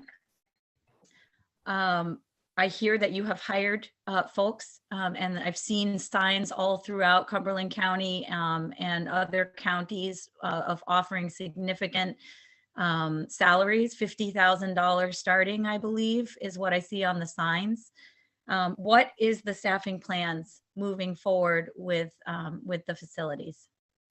So agreed. 2017, recruiting for corrections was problematic. 2022, hiring in corrections is problematic. And it has been even more difficult. You know, the entire country is having a hard time, you know, with staffing. As I mentioned, we've been working with the governor's office and with the unions, and Representative Pluker has introduced a bill. Everyone's working very hard to find a way to not only recruit, but to retain. And so critically important that we have an environment where people want to come to work.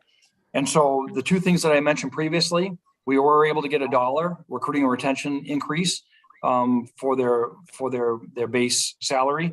And then in 2 weeks ago, we were able to get authorized $9 an hour increase to assist when they volunteer for overtime. And so those are two significant factors, I think, that have led to what happens is if there isn't adequate staffing, people get ordered in, they get inversed, and they may work an overtime shift and work a shift and they're due to go home at 6 in the morning.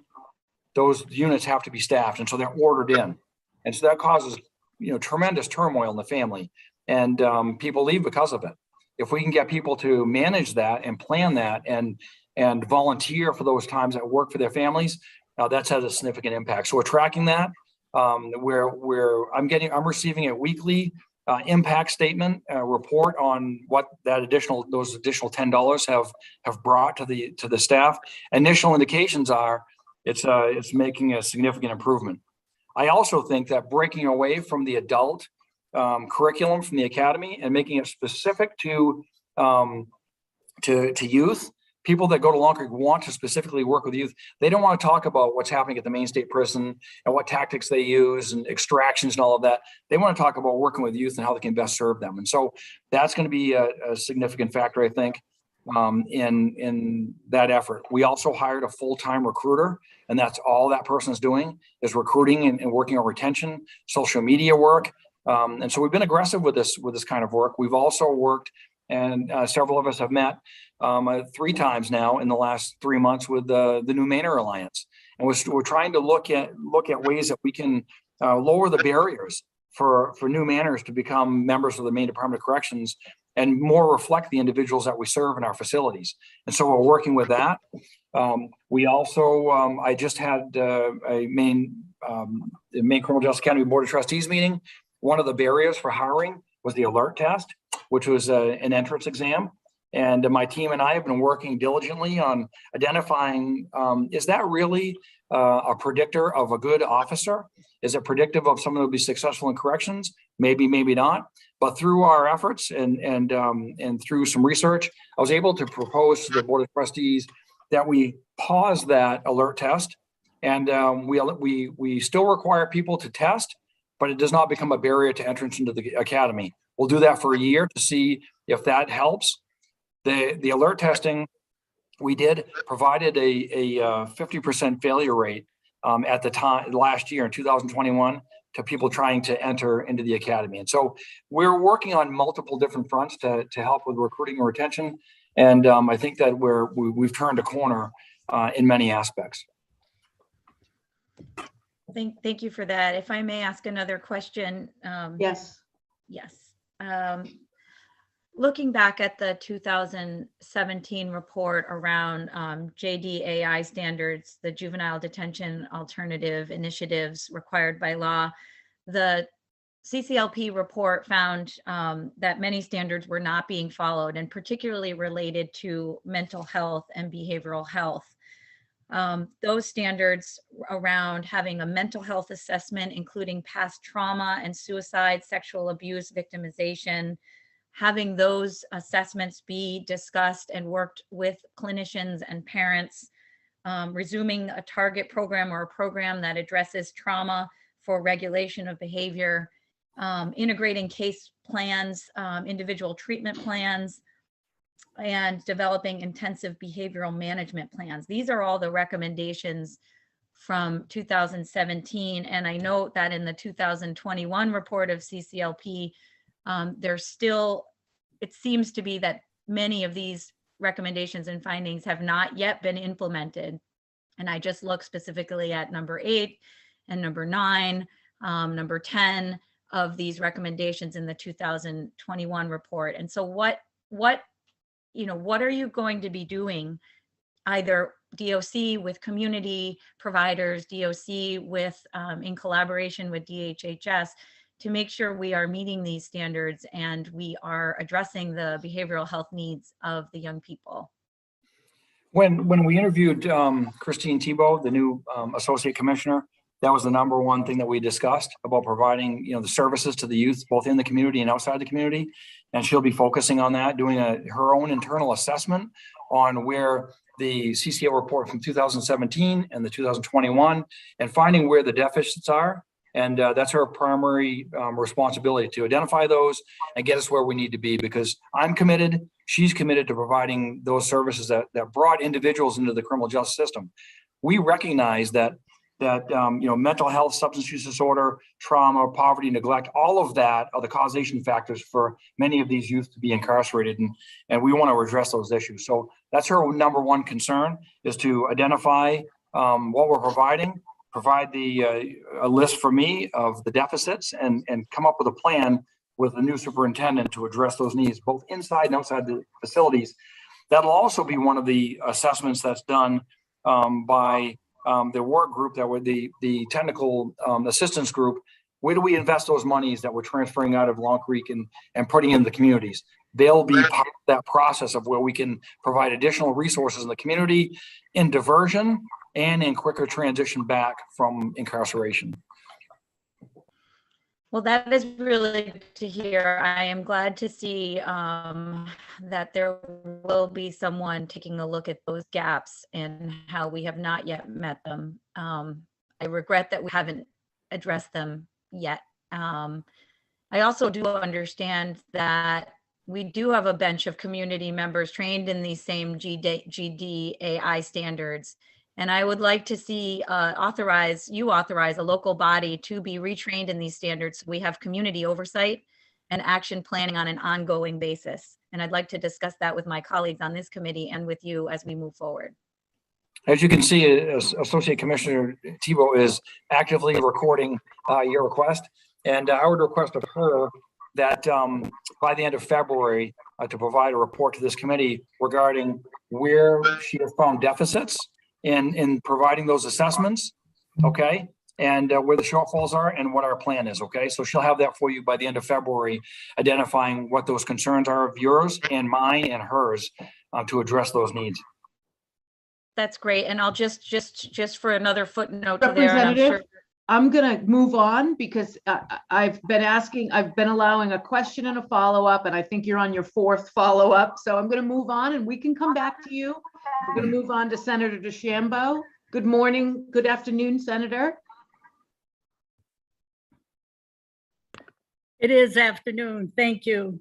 I was able to leave my other meeting and then have to come back. I did not know you started earlier. I was thinking I was going to do this at 1. Welcome, Commissioner Liberty, and all of you also.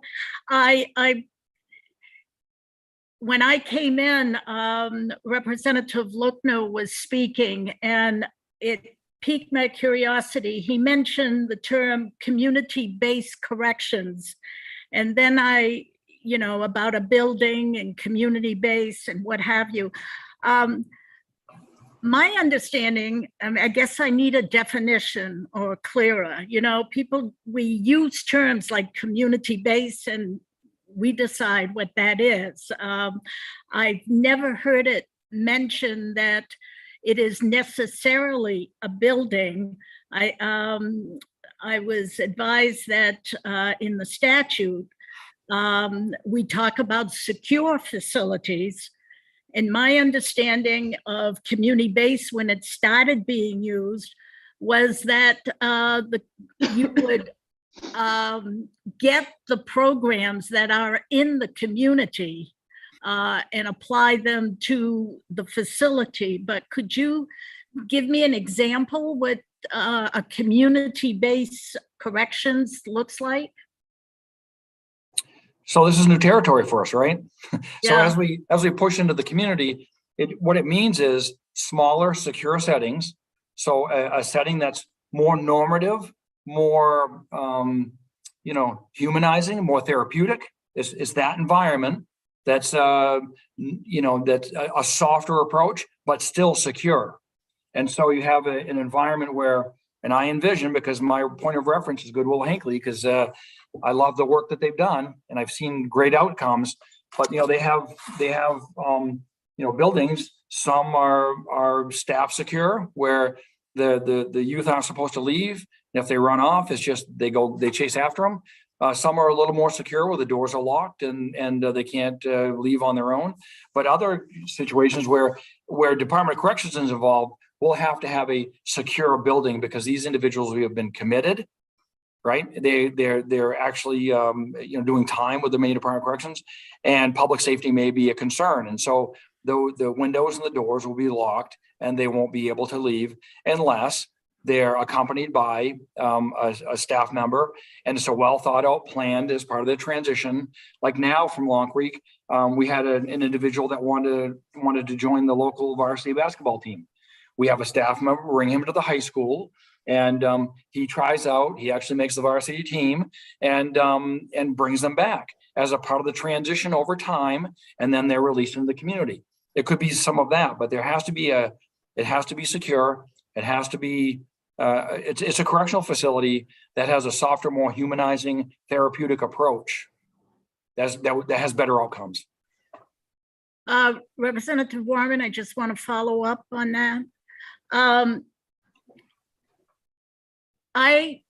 If you've answered this, I apologize, but I'm trying to envision it in the community. If there was this kind of environment or building, community base, I'm hearing you say it's almost like a mini Long Creek, whereas community base, I'm thinking there are some individuals, young people, that would be housed there, and through classification and independent decision making, they could attend, let's say, the school in the area, in the community. That would be community based.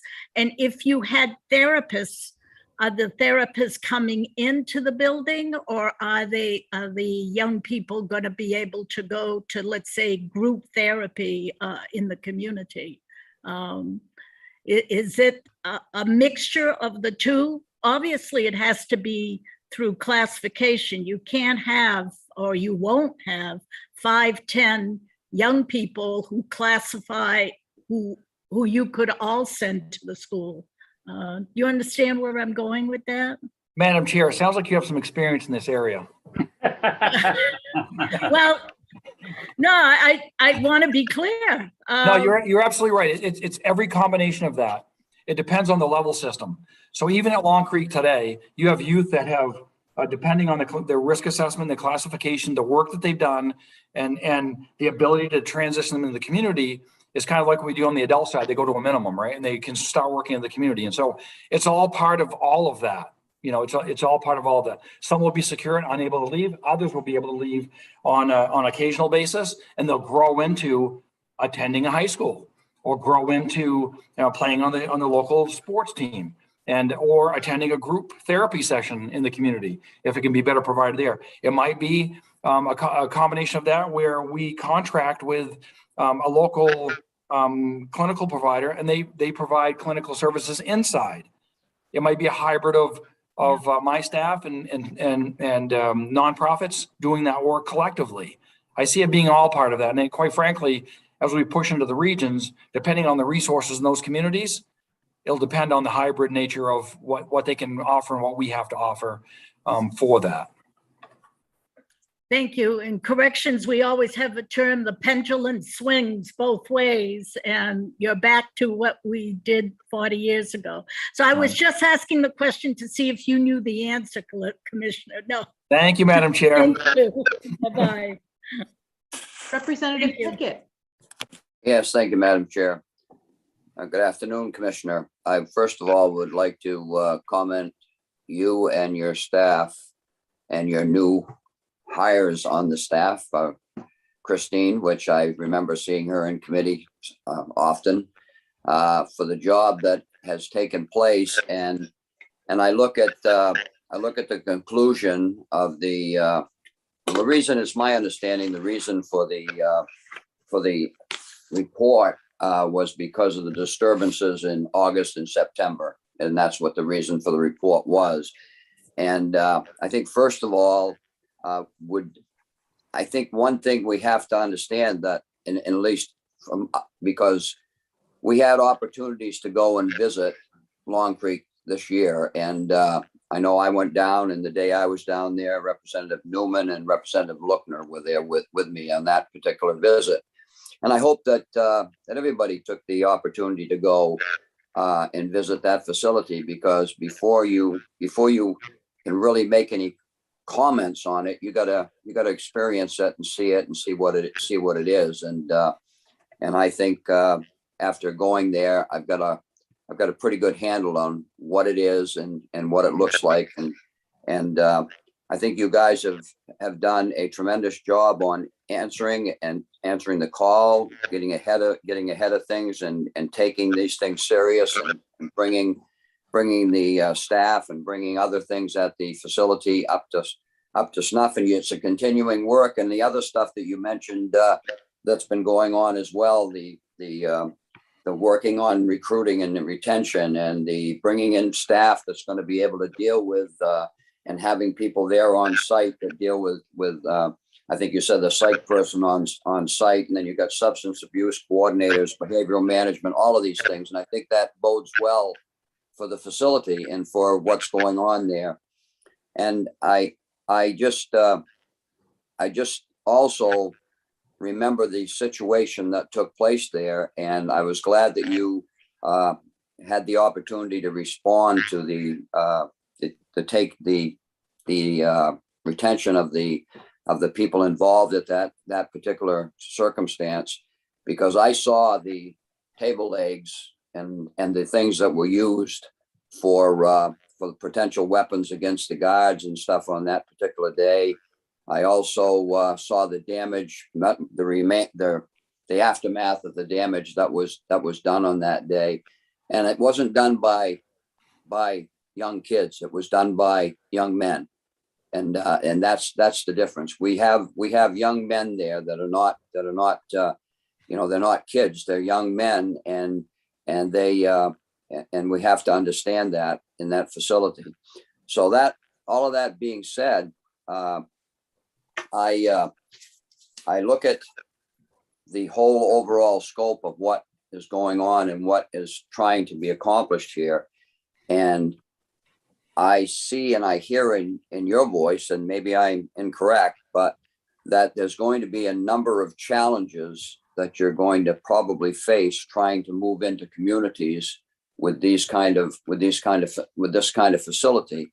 And I look at it, I think it was referred to as a school, calling it a school rather than a correctional facility. And I'm glad that you feel the same way. It would be disingenuous to go in that manner, because it is a correctional facility, regardless of what we put there. We're talking about people who are there that are confined. So I'm glad we were able to get that taken care of as well. But I think that we have a facility right there that is much different when I went and seen it as what it's been, as the picture that's been painted to me before that. I've seen a facility that's very well maintained. I've seen a facility that is, other than the pods where the juveniles are put in, the residents are put in to be secured at night. I mean, other than that particular part of the building, it really is. I mean, it's a place where if you're on your, and I know that I think it's a four-step plan that the residents have to be able to get to when they can get more privileges and that kind of stuff. I believe it is. And rather than other than being in the pod and stuff for sleeping at night, depending on where you are on that system, it looks like you have a, you know, you have a lot that you can do. Now, the one thing I want to say is we talk about the staffing and all of that stuff during this time. I think one thing we got to understand, we can't use COVID as a political weapon and then not use it as a reality of how it affected you folks there and all over, businesses all over the state. So COVID has had a major factor in that. And I think until we get off in this COVID, we're going to be in a position where we're going to have to continue finding ways to get around that and get people back to some kind of normalcy and stuff there. So I just think that we have a facility. We also are trying to do this other, but I guess I want to ask you this: with all the work that you've done thus far to where we are today, from when this happened, and with the goal in mind of trying to fulfill LD 546, Representative Brennan's bill, are you confident that you're going to be able to find facilities and offsite from Long Creek to be able to accomplish that? Because we all know we have to have some place. We can't just all of a sudden just not deal with youth. The youth have to be dealt with. The residents have to be dealt with. And so do you feel that you're going to be able to find and be able to, I guess, do you feel that you're going to be able to get to that place where you can fulfill 546? And if so, you got any kind of a time frame you're thinking in your mind where we might be able to do that? Thank you, Representative. I think that, you know, we will have some success in finding some options. I think that as we work through this work group, we'll have a nice menu of options for this committee to look at and kind of assess. We'll have the cost associated with all of that. As I look at the 18 that we've looked at now, there are some really good prospects there if we can work through some of those challenges. I think that in 2 months we'll have really vetted material for you to make an informed decision on which direction we may head. I think that we can have some success with this work. And again, all the factors I talked about, finding the right community, finding the right community that would be accepting and have the resources available for external assistance with nonprofits and clinical staff. All of that is going to take some work, but I'll have some good information, a good product for you to make an informed decision as we move forward in the coming months. Thank you. And quick response, please. Maybe a little quicker than that last question. That was kind of a presentation. It will be. Go right for it. It's more of just information for the committee, but because one thing I would just like to say, when I had the opportunity to stand and speak with one of the residents there as we were touring, and a young man, and to hear his story and to hear what he had gone through, which I'm not going to go through that, but to hear him tell me that he was in a very dark place when he got there. He was rebellious when he got there, and a lot of things were going on, but yet he sat there and told me, looked me right in the face. He says, but for this place here and for these people here that have been working with me, I don't know where I would be right now. And he really gave you guys a lot, that gave the whole facility a lot of credit for turning him into the young man he is becoming. And he was so proud because that day he was moving from one level to another, and he was all excited about that as well. So I just think that kind of stuff there, the good work that's going on down there, has to be recognized as well. And your staff obviously is doing some good work. Thank you. Thank you, Representative. Representative Pluker. Thank you, Madam Chair. I just want to start off saying thank you, Commissioner Liberty, and the work that you've done with the governor's office to get them to see that recruitment and retention of staff is so important. And I'm glad to see it they're coming through and recognizing it themselves as well. You realize we were nudged by a representative. Oh, good. Oh, good. There are 2 points kind of that I saw in the CCLP report that are jogging some of the same conversations that I know I've had with the guys over at MSP. The one being some confusion around the grievance process, or how it's, I'm looking at number 6 in the executive summary there.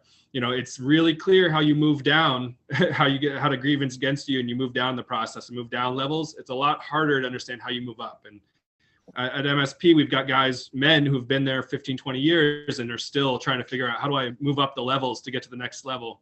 And so how are you working with the kids, the youth at Long Creek, so that they really are engaged in that process and know that there is a way to step up? And so and the other aspect of that is transitioning out, right? So how do we engage the kids in the process of transitioning out, but not just the kids, but also the community and the family that they're going to be moving back to? And if you've had any progress with that aspect. Right. So you're absolutely correct. You have a good finger on the pulse of what's happening at MSP and at Long Creek. The acting superintendent, Amanda Wolford, that was one of her primary focuses, was to revamp that process and the leveling system. And so what she's done is she's provided a much more objective rather than subjective way to move up and to improve your circumstances through the level process. And she's been very successful with that. And I think that if you talk to the youth over the last 90 days, been a significant opportunity, many opportunities to be successful, and kind of a shift in the philosophy of catching people doing the right thing rather than catching people doing the wrong thing, and moving up the level system. So we've had really good success with that, making it much more objective and giving them more opportunity to move. And so I think that if that were assessed today, I suspect there'd be much better outcomes reporting that out. And in the transition, we're doing some really good work with the regional care teams. And they're doing both. And those teams are one in each of the 3 regions, and they're made up of multidisciplinary teams where they not only assist in the diversion of a youth coming from custody, but they also assist with what does this youth need for wraparound services to be successful in the community. And so the formation of those has been really successful. I'm really excited about the infusion of monies that we're putting into the community. You know, we put about $4 million in the community now for services. We're working on that additional money. And I'm really anxious to see what the recommendations are out of that advisory group to really inform us. We did a survey of a bunch of stakeholders as sort of a first phase. And now we're using that technical assistance group to tell us, where does that money need to go? So does this youth need housing? Does this youth need tuition assistance? Whatever that may be, we're going to identify those needs. And so we're knocking those challenges down aggressively. I have one follow-up, Madam Chair. Yes, you may. So the regional care teams, that one youth is assigned to a particular care team who's going back to their family and to the community, working on programming for them, or am I not understanding how? So these regional care teams are made up of multidisciplinary. You have you have a juvenile caseworker, you have a social worker, you have all these stakeholders that are involved in that community, in that region, and they're identifying and working with the youth and the families to identify just exactly what they need to really have informed, enhanced case management. And really the success of any of the transition is all about thorough case management from the moment when they arrive, clear expectations of what brought you here, what you need to do, a path forward to get to be released, and helping them achieve that, from day one. And as you know, in the adult world, case planning has to happen when they arrive, because you can't do it 30 days before a departure on a 5-year bid. That doesn't work. And so case planning and working with the regional care teams. So the youth actually meet the regional care team before they're leaving Long Creek. No, Christine, could you jump in, please? Because she's on a team, and so she has intimate knowledge about the process. Yes, so the regional care teams, as Commissioner said, are one in each region, and they're chaired by the RCA, the Regional Correctional Administrator for that region. And they work closely with folks. Jill Ward is the co-chair in Region 1. Mara Sanchez from Cutler Institute is the co-chair in Region 2, and Erica King co-chairs Region 3. And we call them RCTs. The RCTs really have 2 purposes. One is to look at those structural gaps and to help identify local needs that are being not being well served. And as the commissioner mentioned earlier, kind of identifying where the systems aren't fitting nicely together and youth are falling between the gaps. So that's one purpose of the RCTs. The other purpose is to identify particular needs of an individual youth. So the youth doesn't meet with the team themselves, but the juvenile community corrections officer might say to their RCA, hey, I have a youth who has a particular need, whether it's cleats so that he can play football, or whether it's a housing issue. You know, the family is between housing or housing insecure, and there needs to be a short-term hotel room for a few days to help them through. It could be something small, it could be something large, but the RCTs have some money attached that actually was allocated first by JJAG. We were able to reallocate some funds due to the COVID needs, and so this began as a way to meet immediate needs of youth who couldn't go to school because of COVID. So for example, some youth didn't have computers at home to do distance learning, and the RCTs would perhaps purchase them a computer and help the family to get internet service. So it began in that regard, but it continues and has broadened to the point where it really is developing an immediate low barrier, not having to go through all the government red tape for accessing immediate needs. So that's what the RCTs do. And as Commissioner Liberty mentioned earlier, that's one of the groups that I'll be reaching out to say, hey, what are your gaps in services? Because the problems in Aroostook County, everyone knows, are very different than the problems in York County. And so the beauty of the RCTs is they're localized, and they have a better picture of what their individual communities need and the families that they're serving. So that's the RCTs, and they've been around for a little over a year now. Well, actually, I guess it's almost probably a year and a half. They didn't start right with COVID. It took us a few months to get them established, but they've been around for a while. And I guess just the last point I'd make is I think a direct connection so that the youth realizes, hey, there are people working for me to get me out of here. I have a goal, I have a vision. So that the youth feels empowered in that way, that it's not about, just another, leading back to that grievance structure. It's not just about knocking you down, it's also about building you up. And I think they need to be, as much as possible, involved in that process. Thank you very much for your indulgence. Thank you. Yeah, just to be clear, one final point, the RCTs serve youth who are at Long Creek, but they also serve youth in the community. We want all youth to thrive at any point in the juvenile justice system. So they're really reaching out to everybody. Representative Rudnicki. Thank you, Madam Chair. Good afternoon, Commissioner. We've had some conversations around some of the things you're doing. I do have a quick question, and then what is the age range of current juveniles at Long Creek? I don't have the demographics in front of me. Do you, Christine? Or like, what's the minimum age that you have there right now? Do you know that? Yeah, I think we have a 13-year-old there now. I believe last I knew a 13-year-old, and 13 and 19, I think, is what we have for a span. But let me get that information for you so more accurate, okay?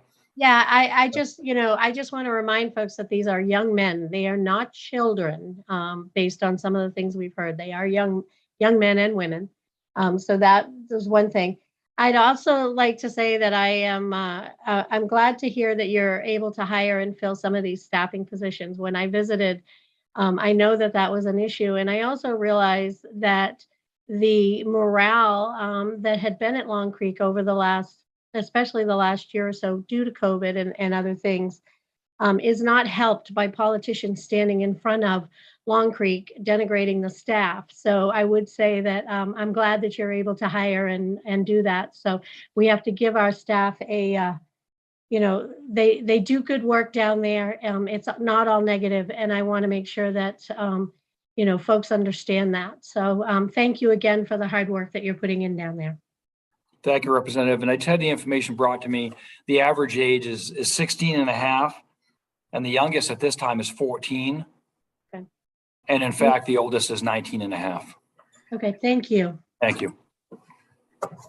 I'm going to jump in since I've given everybody a chance. I'll ask a couple of questions and then I see Senator DeChambeau in line. And then if others have more questions, please put your hands up and we'll do another round.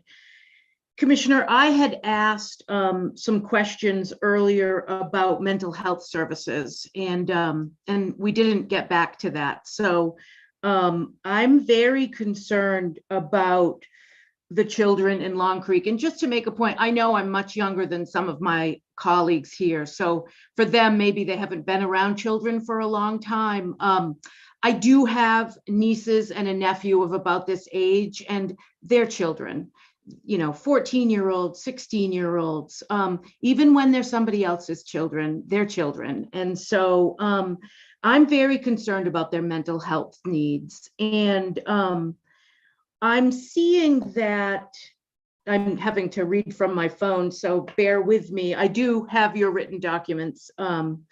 You hired a full-time director of behavioral health, 2 new contracted behavioral health clinicians.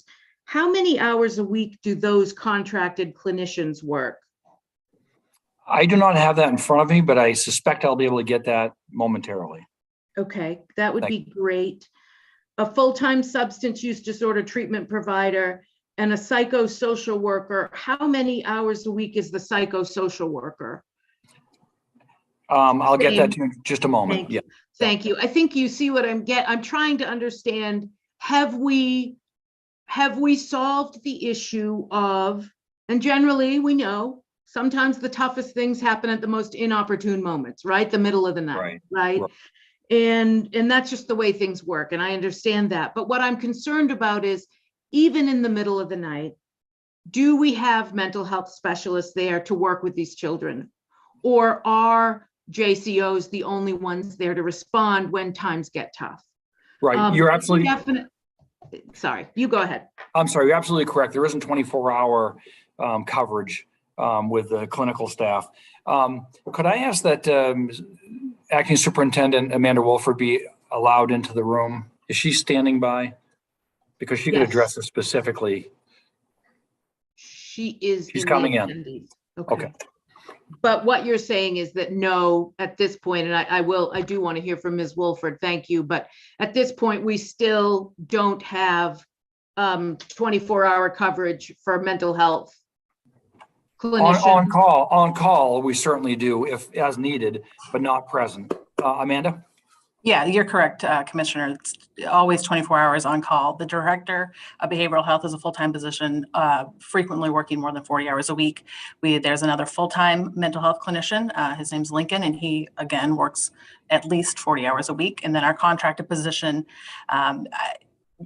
it varies, but, she has specific clients she works with, and that's around, should be between 25 and 35 hours a week. The social worker is a part-time position. But I feel like that's sufficient with 26 kids, 27 kids. So thank you, Ms. Wolford. Good to see you.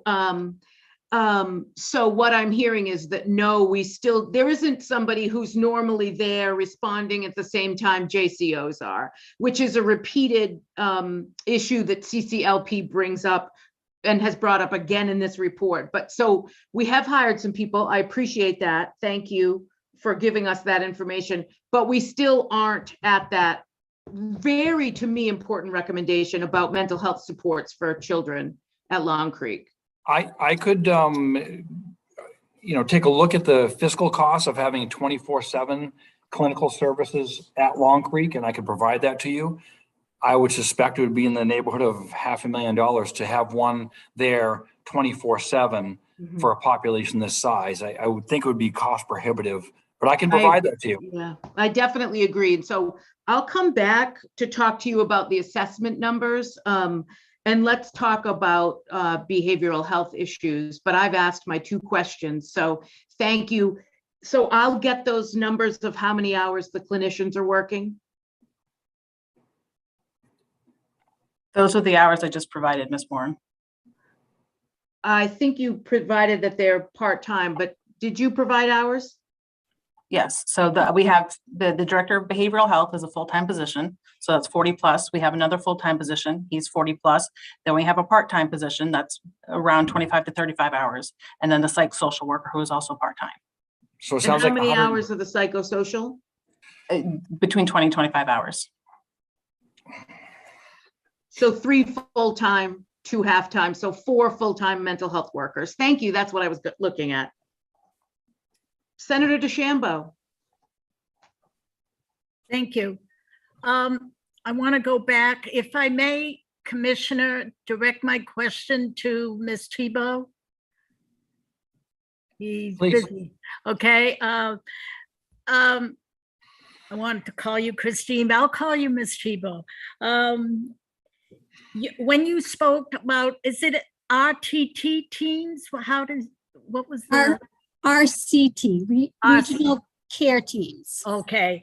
And I didn't hear, and if you said it, correct me, is I don't even know if you have the title of like caseworker there, other than someone who has a lot of letters after their name called a psychiatric social worker, but the case manager, is there a role of case manager there at Long Creek? For that, I'm going to send it over to Miss Wolford Amanda. because she knows Long Creek Okay. services. Yes, so we actually had 3 full-time psych social workers, and that's on top of behavioral health that I just mentioned. And those All are, right. again, full-time. That's it. Okay. So the difference is there's correctional caseworkers with adults, but there are specialized psychiatric social workers for the juveniles. Exactly. That's good to know. So when I'm going to use the semantics is different. They're not probation officers, but juvenile workers in the community. So they converse with that psychiatric social worker to make an appropriate case plan, do they? I didn't hear that. As far as release planning, maybe if it's not Ms. Tebow, I guess Ms. Wilford can answer that. Yes, of course. Yeah, the juveniles team is the juveniles team. So when they come into Long Creek, they're assigned a psych social worker who is in constant communication with their JCCO. I'm all set. Thank you. Ms. Tebow, did you want to add something to that? Yes, I did. Thank you, Ms. Warren. So in addition to the clinical, the psychiatric social workers, as Ms. Wolford said, there are 3 in each unit, 3 in the facility that are full-time.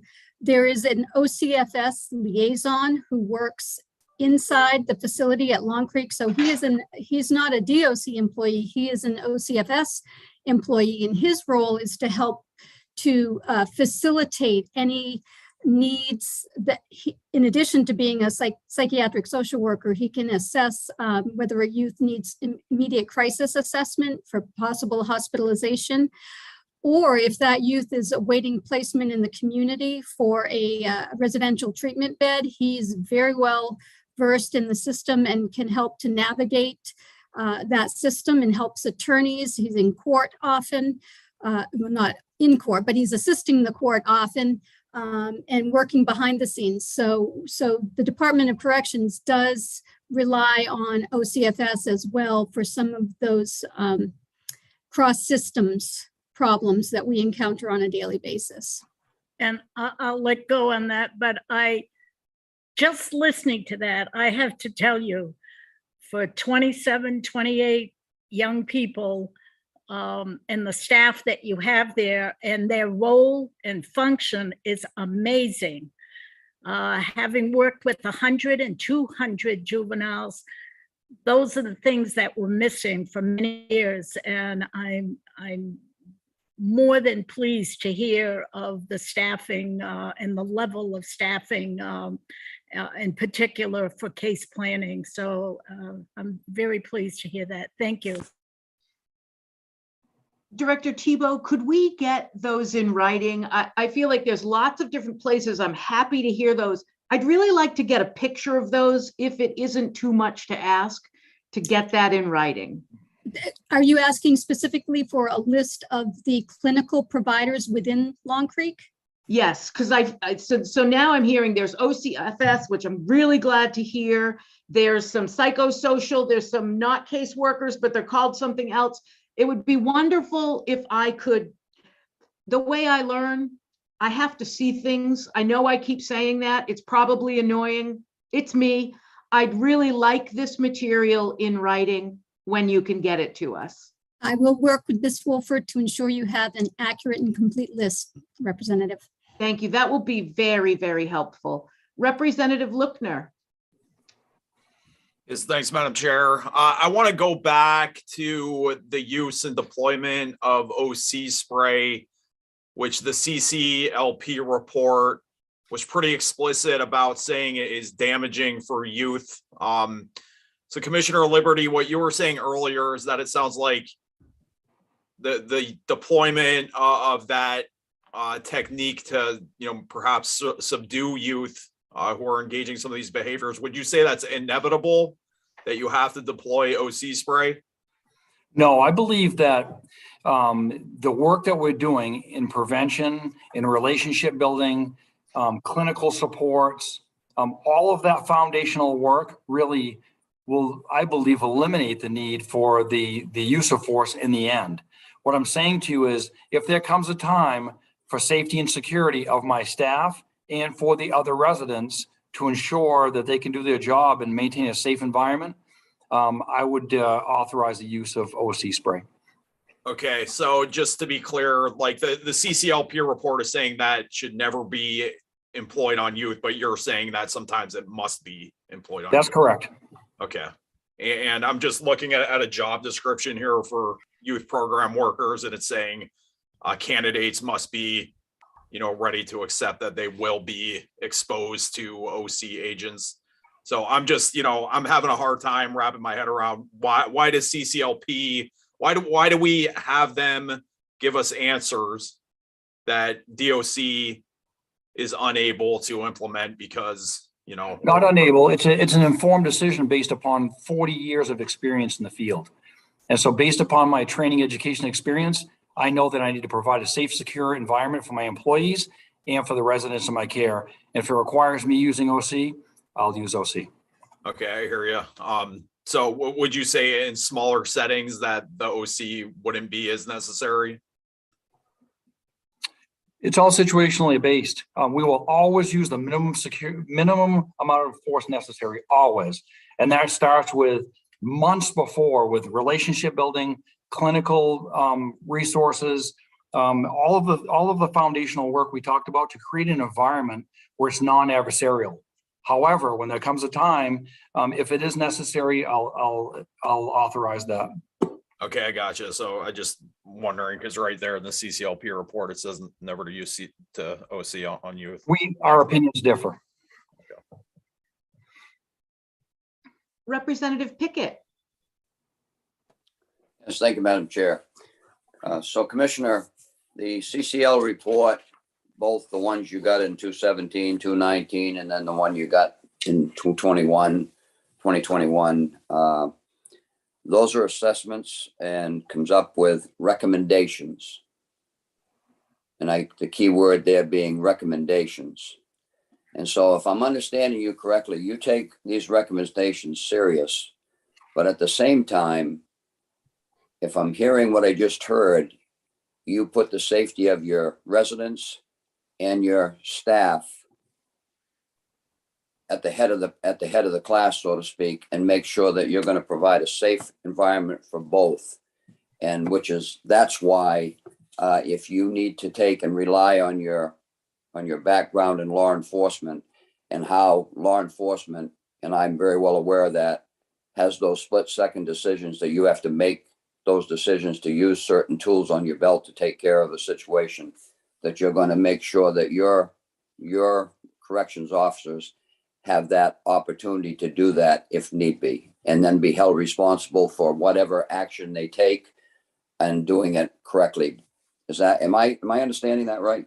That's correct. At no time in my career have I ever wanted to use force or authorize use of force for my subordinates.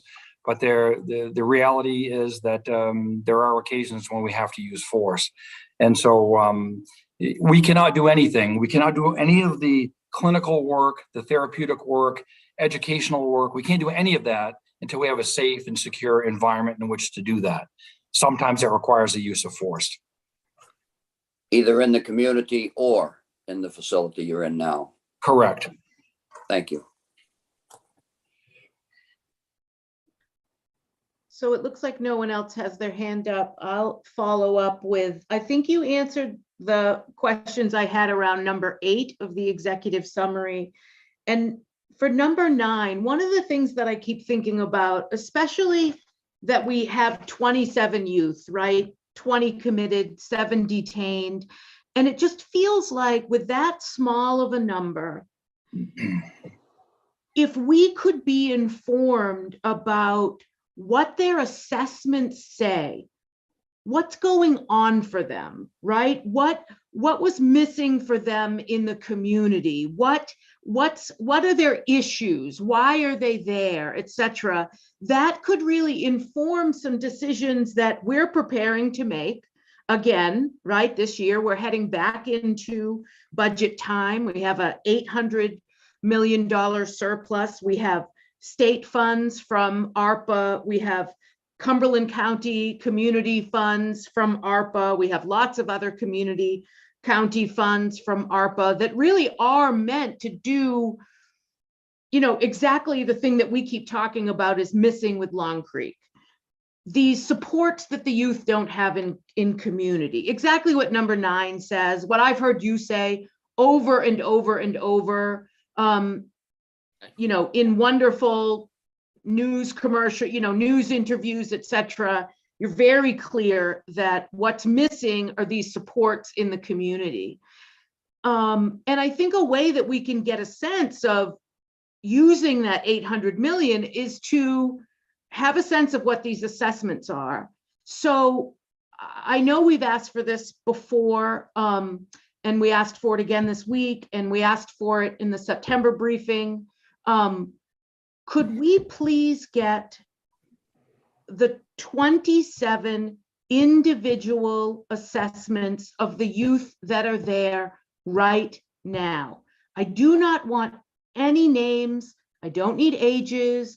I don't need gender. I don't need where they come from, right? I don't want to know, I don't want to break any rules, but I feel like if we together could get a picture of what's going on with these 27 youth, we not only could together get a sense of what do we need to solve in the community for these 27 youth, but also what do we need to solve for the kids that are possibly coming right behind them, right? Do we have the same existing lacks or deficits in our community that are just going to continue, right? I remember a year ago, you all were celebrating that you didn't have any young women in your facility. Now there are 3, right? What is it? What was missing? Could we as a committee get that list of the assessment on intake and the current assessment? So thank you, Madam Chair. So the specific information you're looking for is not the risk assessment, but what the diagnosis is, or try to identify what the shortcomings were in the community to address a particular, I'm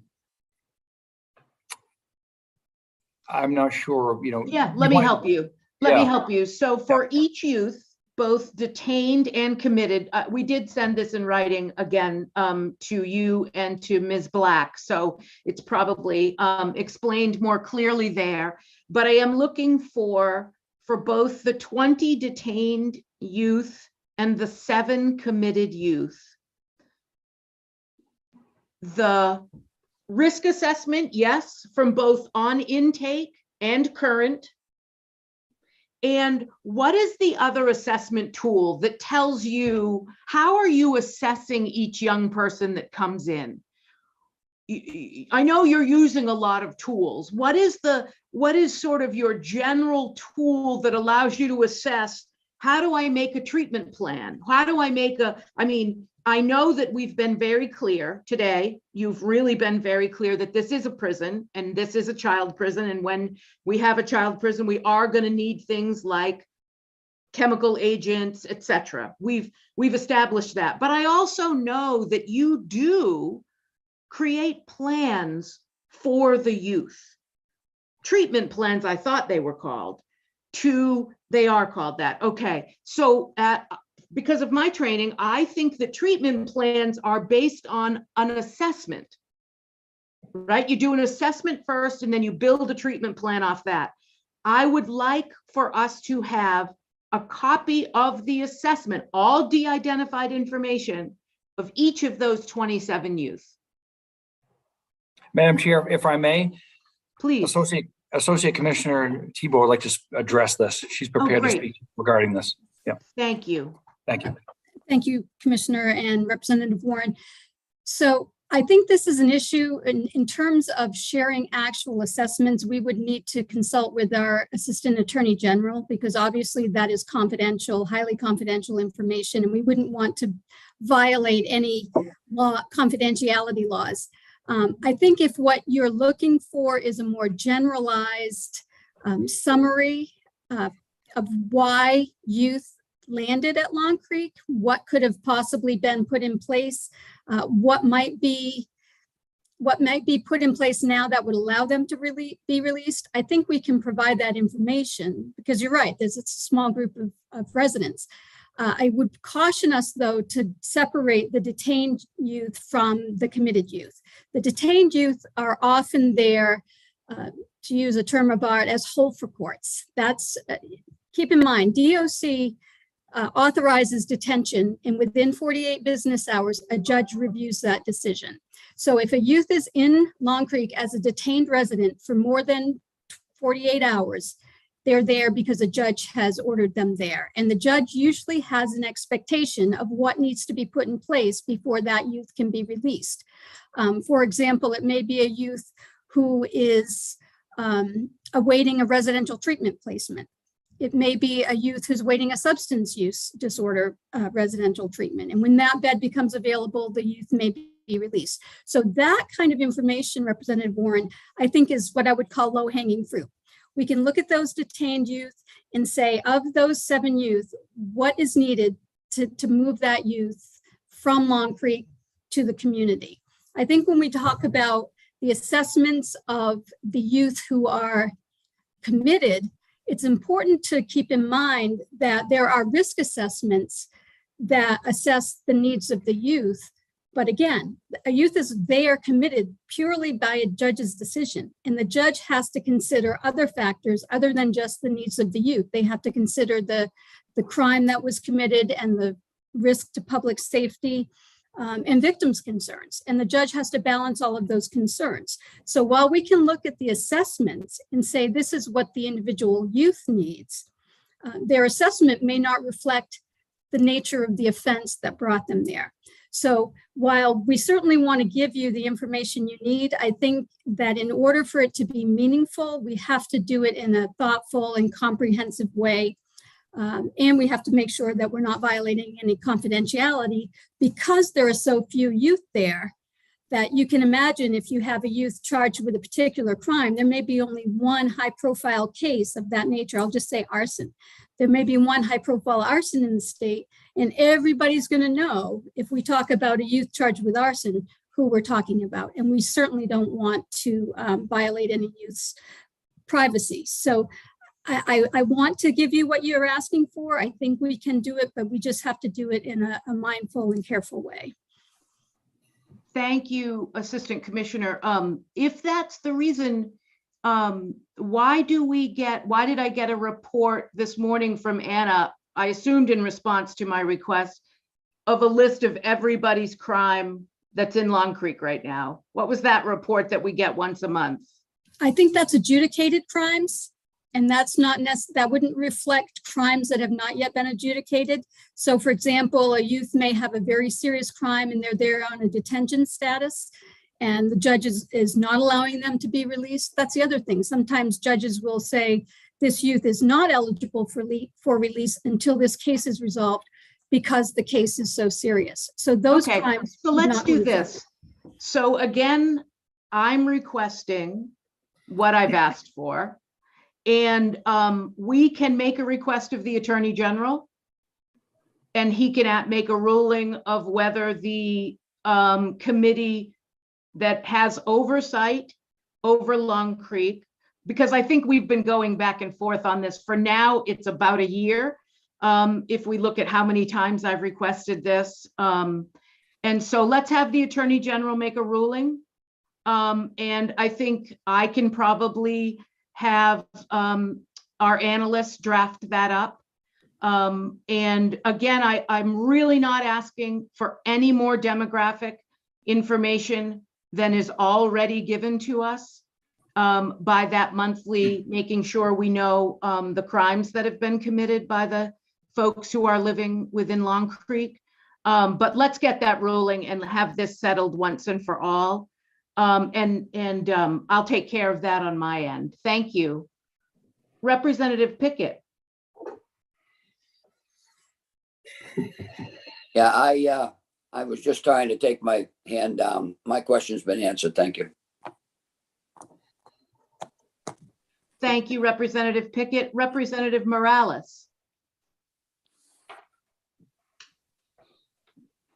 Thank you, Madam Chair. I'm just, after listening to the, the presentation, a lot of questions and answers, and I do appreciate the movement, and I hear from Commissioner and Director Thibault, we are moving to appropriately to try to have young people back in the communities when it's appropriate to do so. And I see that there is an intention to do that. My thoughts around how do we get there and thinking about process are, and just bear with me, I won't go on very long, is one, as we move to moving young people back in the community or preventing them from coming in. We have these regional care teams to prevent young people to come in. I think they could be helpful once young people are detained and committed as well, that they be assigned a regional care team to work with the psych social worker, the JCCO, the OCFS caseworker, and bring that community in for that placement. So I think that's something that I just want to, I know you probably have been thinking about that, but I'd like to just explore that with you a little bit more.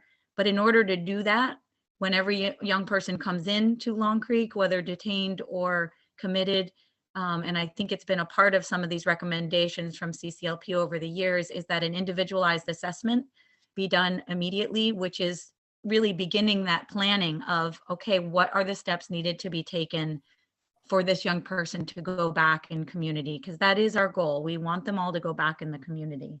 So that's one thought on that. And then the other is, as we plan for these smaller, secure facilities, it seems to me that what you've presented, Commissioner, is a reliance on volunteer Board of Trustees members to facilitate this what I think is a very difficult process to review all of the locations and potential sites.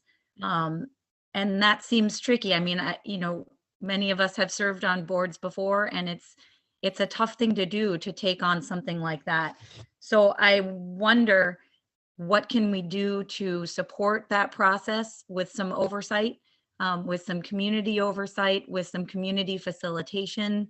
Because it just seems a very big job for a volunteer Board of Trustee member or members to do. And I'm glad the providers are involved in that. I think that's great. Any thoughts about either of those two pieces?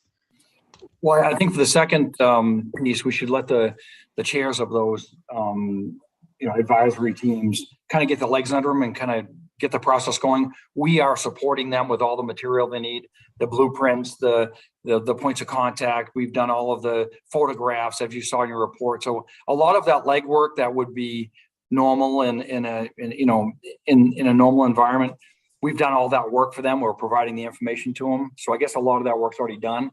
I would give the chairs of those two groups an opportunity to get started and identify just exactly what they need if they are not able to do it themselves. I hear that. If you wouldn't mind, Rep. Warren, could I ask a question to follow up on what the commissioner just said? Yes. It specifically involves, because as a part of the Juvenile Justice Assessment and Reinvestment Task Force, Deputy Commissioner O'Neill had committed to going to the states and localities that have moved to smaller secure confinement and to visit them. We heard from them all as members of that task force. And so it just seems like we may be having more people who were involved in that process also be a part of this process. So we're not reinventing the wheel or forgetting all of the work that we did to get there. And I don't know if that's something that Director Tebow would be doing then, to go to Missouri and go to New York and go to Washington, D.C. to see these smaller, how this has happened in other places, so we can not make the same mistakes and, learn from them. Yeah, so I think that'll be one of the primary, goals of Associate Commissioner Tebow, to assist in managing and supporting those groups to do that. I don't think there'll be any difficulties in them doing some initial assessments and finding any voids or any. They'll be. I want to give them an opportunity to begin their work and let them assess what they need for additional resources to provide that report to you, to me, and then to you. And let them do their work, I guess, is what I'm saying. Let us do the exploratory work, get the information to you. If you have any additional questions, we can vet that for you. We can obtain any other information. What I don't want to do is have a group that's so wieldy that and so large. I think that if we have this group of 6 to 8 people managing this sort of process, both financially and the second one with the facilities themselves, the potential facilities, I would prefer to let them do their work and see if there are any deficits we can assist them with. And Senator on the first Sear- question around the regional care teams, I'm sorry. I'll come back to you, Representative Morales, okay? We can come back and let's go on to Senator Searway because he has his hand up. Thank you, Madam Chair. And I just was listening to what was requested for information, and it seems like, I'm not a clinician, and I couldn't, if I got all that information, I wouldn't know what to do with it all. And that's the thing I'm saying. Why should we get that information? Why not have a professional that can review what is needed, that they already have professionals that probably, or maybe there is somebody within the state that's a professional that can review and see what is needed. But for us to get that personal information, I think that's overreaching, and I'm just concerned about that. So what are your thoughts about that, Commissioner Liberty? I think that the appropriate step would be to, again, engage the Attorney General's office to let them review and give us a legal analysis of what would be appropriate for the release. So I guess I'm okay with that, Senator, let's get have some legal analysis from the AG's office, have a finding, and we'll provide whatever they advise we can provide. Thank you. Any other questions for Commissioner Liberty or anyone else on the team that's here today? My just final question was, how many vacant positions are there at Long Creek? Again, the vacancy rate right now is at about 43%. I'll provide that information on what vacancies are where, okay? Okay, that would be great. Thank you. Thank you so much for being here. I know we kept you for a very long time. We will look for that information in writing. And just so we don't run into the same issue that we've run into a couple times, could you attach the material, Ms. Black, instead of providing links? Because the links often get broken and then we end up with the same place we were in this morning where we were trying to prep for today. The links were broken. So attachments are always going to be best for us. Thank you. Thank you all. Good to be here. Good to see you all. Thank you all. So that finishes the criminal justice and public safety work for this week. Jane, did you have anything you needed to share with us? Okay, so we are not back together again until next Friday, right? Because we'll all be in session on Wednesday and then we'll meet again on Friday. So thank you, everyone. Have a great weekend.